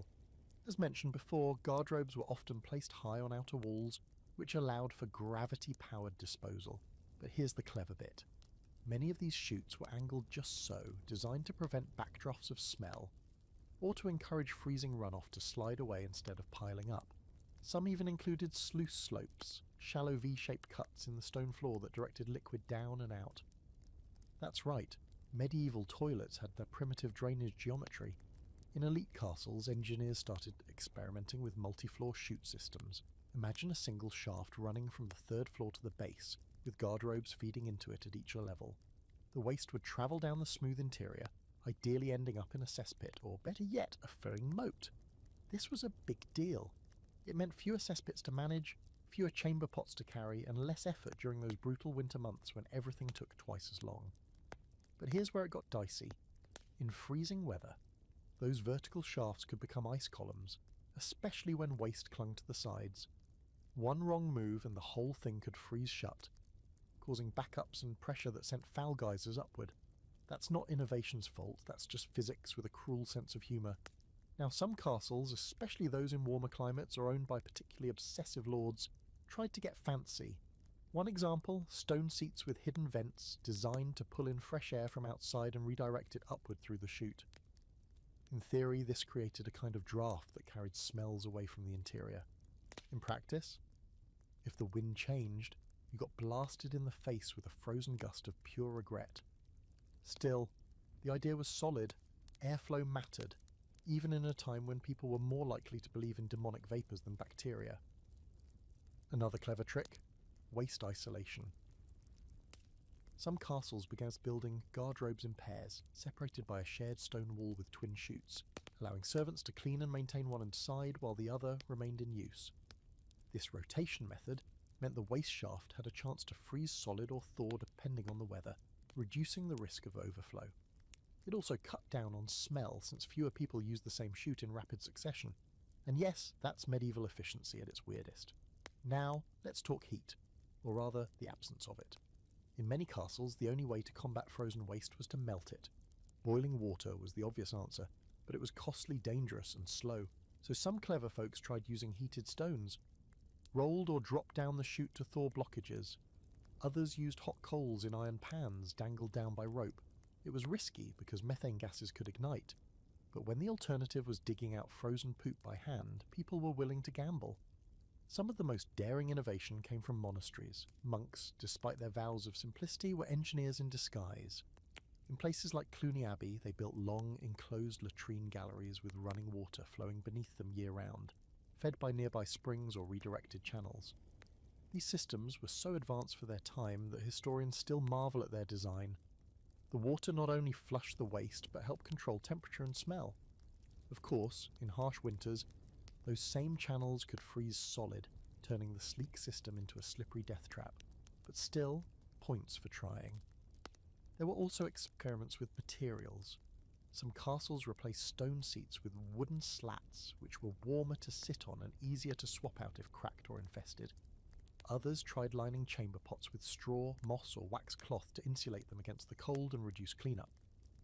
In a few rare cases, you see mentions of alchemical powders sprinkled into waste pits to reduce smell, early attempts at deodorizer, though mostly based in superstition and wishful thinking. Dragon bone dust, one recipe promised, will cause the excrement to flee of its own accord. Sure it will. One truly fascinating innovation: garderobe towers. Separate from the main structure, these towers housed multiple toilets stacked vertically, venting into a deep pit that could be accessed from the outside for cleaning. Some historians believe this design was the medieval precursor to the modern outhouse. It allowed better ventilation, isolated the smell, and kept all the business away from bedrooms and kitchens. Castles like Château de Coucy in France boasted entire towers dedicated to toileting, and during winter these could be partially insulated with straw or cloth draped across the interior to block the worst drafts. Was it perfect? Absolutely not. But it was a solid step towards sanitary compartmentalization, a big deal when your only other option was the same chamber pot as your cousin's pet ferret. And let's not forget wiping technology. We've touched on this before, but it's worth noting that during the colder months, people got creative. Old manuscripts, dried leaves, hay, and even cloth rags were reused with careful folding and, let's be honest, varying levels of success. But some castles had designated wipe cloths that were boiled regularly, a nod toward hygiene that seems ahead of its time. There are even records of wiping sticks, yes, sticks, wrapped in wool or moss and placed near garderobes for reuse. Not exactly charmine, but resourceful. Debate among historians continues today about how much of this was widespread versus elite only. Some argue that these innovations were rare luxuries, limited to grand castles with massive estates. Others point to architectural remnants and castle ruins across Europe that suggest many of these features, vented garderobes, sluiced pits, rotating chutes, were more common than previously thought, especially by the 14th and 15th centuries. Either way, one thing is clear. People were trying. They weren't sitting around in filth by choice. They were freezing, yes, disgusted often, but they were also adapting. And isn't that what humans do best? Even in the dead of winter, with a broken chamber pot and a howling wind outside, somebody somewhere was saying there's got to be a better way, then sketching a chute or heating a stone or bribing a monk to invent something. So if you think medieval life was all frozen misery and dung disasters, well yes, but it was also ingenuity born from discomfort, a kind of quiet, determined engineering, where the stakes were not just dignity, but basic survival. We've come a long way, trudged through frozen moats of misery, creaked open icy garderobe doors, and felt the collective embarrassment of 1,000 drafty misfires. But let's take a breath here and shift focus from the mechanics and misery of medieval toilets to something even more bizarre, what people believed about their bodily functions. Because in the Middle Ages, your waste wasn't just waste, it was a window into your soul, your health, your character, and possibly your eternal destiny. Tonight, we plunge into the swirling cesspool of medieval toilet beliefs, folk medicine, and gut-based diagnostics. Spoiler, you're not leaving this part without thinking twice the next time you sneeze near a chamber pot. Let's begin with the cornerstone of medieval health theory, the four humours. If you're not familiar, this was the dominant medical philosophy from ancient Greece through most of the Middle Ages. It said your body was governed by four main fluids: blood, phlegm, black bile, and yellow bile. Health came from keeping these in balance. Illness? That meant one or more was out of whack. And how, you ask? Did medieval doctors determine which humour was causing trouble? Simple, they looked at your poop. Yup. Medieval physicians, and often anyone who'd read a medical pamphlet or overheard a monk muttering, believed that the colour, texture, smell and behaviour of your bowel movements were key indicators of internal balance. Runny and yellow, too much choler; thick and black, probably melancholic; pale and dry, you needed more blood or maybe a mild bleeding. No joke, your daily deposit could be read like a medieval horoscope. And just like horoscopes, there was a lot of room for interpretation. People kept an eye on each other's toilet behaviour the way we monitor Wi-Fi signals today. A nobleman who visited the garderobe too often might be accused of harbouring fiery bile. A servant who didn't go for 2 days was told to eat pickled onions and say a psalm, and children? Their poop was watched with the anxious reverence of weather patterns. A healthy child who had firm but not dry output. Too loose? Bad milk. Too dry? A sign of sin? Seriously. But it gets weirder. Some medieval texts claim that bowel habits revealed moral character. A man who relieved himself with quiet dignity was thought to be virtuous. One who farted loudly or made too much of a fuss in the garderobe, vain, perhaps even deceitful. In some religious communities, bodily control was equated with spiritual control. A monk who defecated too frequently or too vigorously might be accused of gluttony, a cardinal sin. Yes, sin by way of stool. And yet, despite all this policing of the posterior, medieval folk also believed in the healing power of excrement. Let's take a moment. Manure was already a known agricultural asset, but some folk healers genuinely believed human waste had medicinal properties. For certain skin conditions, applying warm dung, human or animal, was thought to draw out toxins. There are surviving recipes for salves made with dried feces, honey and herbs, rubbed on boils or infected wounds. One charming entry from a 13th century herbal suggests a child's fresh stool mixed with vinegar to treat warts. So if you ever thought medieval life couldn't get grosser, well, here we are. There was also a thriving business in analysing excrement. Doctors, or leeches, as they were often called, would demand to inspect your evacuation before making a diagnosis. Patients brought their waste in cloth-wrapped bundles or ceramic pots, still steaming in the winter air, hoping to receive guidance. Imagine the horror of walking through a snow-covered courtyard, balancing a pot of your own poop, just to be told you had too much yellow bile and needed more wine. Medieval medicine, where bedside manner met chamber pot. Of course, not all analysis was scientific. There were also omens and superstitions. One widespread belief said that if your waist froze instantly in winter, it was a sign of divine judgment, that your body was unnatural or out of sync with the seasons. Another warned that seeing your own reflection in the surface of a chamber pot, yes, that happened with glaze pottery, could invite demons. This led to some people covering their pots with cloth before and after use, not for modesty, but to avoid staring into the abyss. And what about dreams? Oh yes, there were interpretations for that too.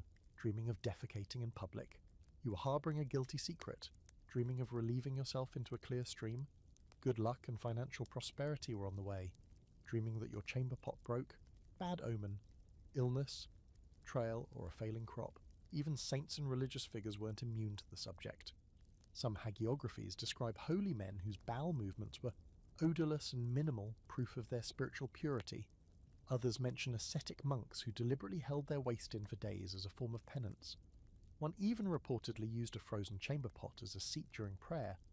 To feel the suffering of Christ through cold and discomfort, that's commitment. And then there's the absolutely real, absolutely strange phenomenon of blessed dung. In one remote monastery, a revered abbot's waist was supposedly preserved for a year in a ceramic vessel, then buried beneath the foundation of a new garden for good fortune. When the plants grew unusually large, pilgrims came to sit nearby and pray. A few even took samples of the soil. The abbot's holy humours were said to encourage fertility in both land and livestock. Is it true? Hard to say, but the story has been recorded more than once. Someone believed it. Let's not forget the toilet-related penances either. Confession wasn't just for what you said or did, it was also for what you excreted. Eating too much in winter, when food was scarce, could lead to overindulgence in the garderobe. Some priests assigned extra prayers if you were known to be a gluttonous wiper. Others warned that spending unnecessary time in the latrine was a sign of sloth. So yes, even your bathroom breaks could affect your salvation scorecard. To us, all of this seems absurd, but to medieval people, the body was a mystery. A sacred, flawed, and very smelly vessel trying to make it through a harsh, frozen world. The ways it functioned or didn't were meaningful. If your stool turned green, you prayed. If it froze instantly, you repented. If it moved smoothly and quietly, you thanked God. And through it all, beneath the theology, the superstition, the gag-inducing folk remedies, was a very human truth. People were scared. Of illness, of death, of judgment. The toilet wasn't just a place of relief. It was a moment of vulnerability, of reflection, of mystery. So next time you sit on your climate-controlled throne with your scented candle burning and your phone glowing, take a moment, remember the monk balancing on a frozen pot, the peasant mumbling a blessing over their chamber bucket, the lady wrapping her linen with trembling fingers, hoping this time her body would be kind. Because in the medieval mind, every drop, every movement, every scent meant something. And no one, no matter how noble or poor, escaped the sacred strangeness of it all. So here we are, near the end of our frozen journey through pipes that weren't really pipes, chamber pots that doubled as spiritual omens, and toilets that could collapse under the sheer weight of winter despair. But before we dim the torchlight and pad softly back into the warm dreamlands, there's one last piece of this chilly, poop-covered puzzle we need to explore. What happened when it all failed? Because sometimes, despite every smart stone groove, every servant with a warming brick, and every hopeful chant uttered over a steaming pot, the medieval toilet system just broke. And when it did, chaos followed. Let's talk disasters. First up, the Great Overflow. There are multiple accounts across castle records, especially during harsh winters, of cesspits flooding. You might be picturing a bubbling fountain. No, think more like a silent, creeping ooze, a frozen shaft that suddenly thaws after weeks of sub-zero temperatures. All that pressure, all that compacted filth, finds the path of least resistance, and usually that means back through the garderobe chute. There's one story of a manor in Yorkshire where the Lord's garderobe exploded mid-feast. A sickening geyser of black, steaming filth burst into the hall, splattering walls, upending tables, and clearing the room faster than a Mongol raid. Historians still argue whether it was caused by blockage, freezing, or just architectural arrogance. Then there were the chamber pot collapses. Ceramic was fragile, especially when fired poorly or reused too many times. In freezing conditions, cracks widened, and pots burst without warning. A lady's maid in Burgundy reportedly dropped a chamber pot during a midwinter chamber cleaning, only to have it explode on the stone floor, coating her, the bed curtains, and most of the polished rush matting in something that required immediate confession. Her account is still preserved in a letter, complete with phrases like unspeakable doom and the linens were beyond redemption. But the most dangerous failures weren't always explosive. Sometimes they were structural. Toilet towers, as impressive as they were, relied heavily on stable walls, tight masonry, and functioning waste shafts. But stone doesn't handle moisture well, especially when waste seeps into cracks and freezes. Over time, this causes expansion, pressure, and, inevitably, collapse. There's a case in a 15th century German castle where part of a garderobe tower simply sheared off the wall and fell into the moat, carrying 3 terrified knights and 1 unlucky servant with it. Only the servant survived.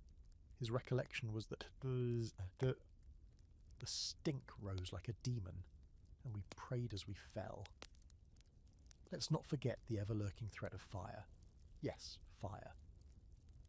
Because as insane as it sounds, medieval people often brought torches or candles into garderobes to light the way, especially during long winter nights. Combine that with a methane-rich shaft filled with slowly fermenting waste and you have a recipe for disaster. One scribe in a Scottish keep recorded a flash of devil's breath that roared up through the chute when a servant dropped a lantern. The resulting fire singed the upper floors and gave rise to rumours that the castle was haunted. It wasn't haunted, it was just flammable poop gas. And while we're talking about injury, we need to mention slips and falls. Garderobe floors were cold, damp, and often slick with condensation or, let's be honest, missed attempts. In the dark of early morning, half asleep and bundled in 10 pounds of wool, people stumbled. People slipped. And some fell in. There's no delicate way to say this. At least 3 chronicles describe individuals, usually servants or children, falling through open waste shafts into the pits below. Rescue attempts varied. Success rates were low. If the cold didn't get you, the trauma would. Of course, not every failure was physical. Sometimes it was political. A blocked or overflowing toilet could become a symbol of neglect, poor management, or divine disfavour. Lords who failed to maintain their garderobes earned reputations for filth. One noblewoman refused to marry a suitor because his estate had a stink that clung to his garments like sin. That's rough. In one French estate, the steward was dismissed after repeated complaints that the guest garderobe froze shut every January. His replacement dug the chute deeper, lined it with lime, and added a woven screen for warmth. Morale soared. Marriages resumed. Even monks, those champions of order and humility, weren't immune. Monastic records from Canterbury show entire community meetings held to address latrine grievances. Complaints ranged from frozen buckets to insufficient moss to frightful echoes, disturbing prayer. One monk noted, "If the Lord's house be clean, so must the place of evacuation. So saith the Lord, apparently." And then there were the social disasters, the whispered gossip, the red-faced apologies, the lifelong nicknames. Imagine being known as Sir Slipsalot because you took a tumble on a frosty garderobe step. Or Lady Leaks for reasons no one says out loud anymore. In tight castle communities, these accidents became stories. Stories became legends, and legends were recited long after your descendants took the throne. Toilet shame, like chamber pots, had long shelf lives. So how did people deal with this looming risk of failure? Some added redundancy, extra chamber pots stored near the hearth in case the main one cracked. Others used poultices made of wax and wool to seal cracks in stone seats.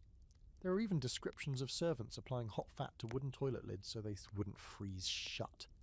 Overprepared nobles carried warming bricks and footstools to avoid accidents. Still, none of these could prevent what winter did best: ruin good intentions. And beneath it all was the unspoken understanding. The toilet system, such as it was, worked just enough, until it didn't. Then you had to act fast, scrub hard, and pray no one wrote a song about it. Because ultimately, medieval toilets weren't built for perfection, they were built to function, through snow, storm, and siege. When they failed, it was messy, sometimes tragic, occasionally hilarious. But every failure reminded people just how fragile civilization really was. One broken pot, one cracked shell, one frozen chute, and suddenly your glorious stone fortress turned into a cautionary tale. So if you've stuck with me through collapsing towers, frozen turrets, and geysers of doom, take a moment and be thankful. Your worst toilet disaster probably didn't involve a monk, a torch, and a 3-story drop. And if it did, well, at least you've got plumbing now. So here we are. You made it. You survived the freezing garderobes, the slippery stone benches, the geysers of doom, the chamber pots that shattered dreams and backs, and the silent glances passed between noblemen shoulder to shoulder in communal latrines. And while your pride may be intact, let's be honest, your sense of mystery surrounding castle life probably isn't. Because after everything we've seen tonight, one thing is crystal clear. Medieval castle life wasn't all jousting tournaments, courtly love, and crackling hearth fires. Sometimes it was just you, a freezing draught, and the grim hope that the hole beneath you wouldn't collapse. But let's give credit where credit is due. These people lived through some of the coldest winters Europe had to offer, with none of the comforts we take for granted today. They wrapped themselves in wool and linen, waddled down echoing stone hallways to relieve themselves in what can only be described as glorified stone closets, and still found the time to build cathedrals, write epic poems, and invade neighbouring territories. That's commitment. That's grit. And yeah, maybe a little bit of desperation. What stands out most, though, isn't the discomfort. It's the humanity. The quiet moments. The monk warming a chamber pot near the fire before sunrise. The lady-in-waiting holding a curtain so her mistress could squat in peace. The kid who slipped on frozen slop and became a legend. These weren't just characters from a dusty history book, they were people. Real living, breathing, shivering people doing their best to maintain dignity in the most undignified of circumstances. And despite all the filth, the cold, the smell, you can't help but admire the weird brilliance of it all. The stone chutes angled for maximum splash avoidance, the velvet-lined close stools, the holy poop gardens, the way even your bodily functions could be read like divine omens. If anything, medieval toilets weren't just functional, they were symbolic. Of class, of power, of belief, of survival. So now, as you lie there in the soft glow of your screen, your heating system humming gently in the background, maybe a cup of tea within reach, take a moment. Appreciate the miracle of warm porcelain, of scented soaps, of toilet paper. Appreciate your distance from the chamber pots of yesteryear, and the sheer number of servants it used to take to keep a single butt from freezing to stone. And hey, if you enjoyed this little nighttime detour into the frigid, fragrant world of medieval sanitation, make sure to like the video and subscribe. Seriously, it helps keep the stories flowing, just maybe not the same kind of flowing we've been talking about tonight. Now go ahead, dim those lights, let the fan hum, breathe easy, knowing that your toilet probably won't explode during the night. Probably sleep well and dream of happy castles, preferably with plumbing.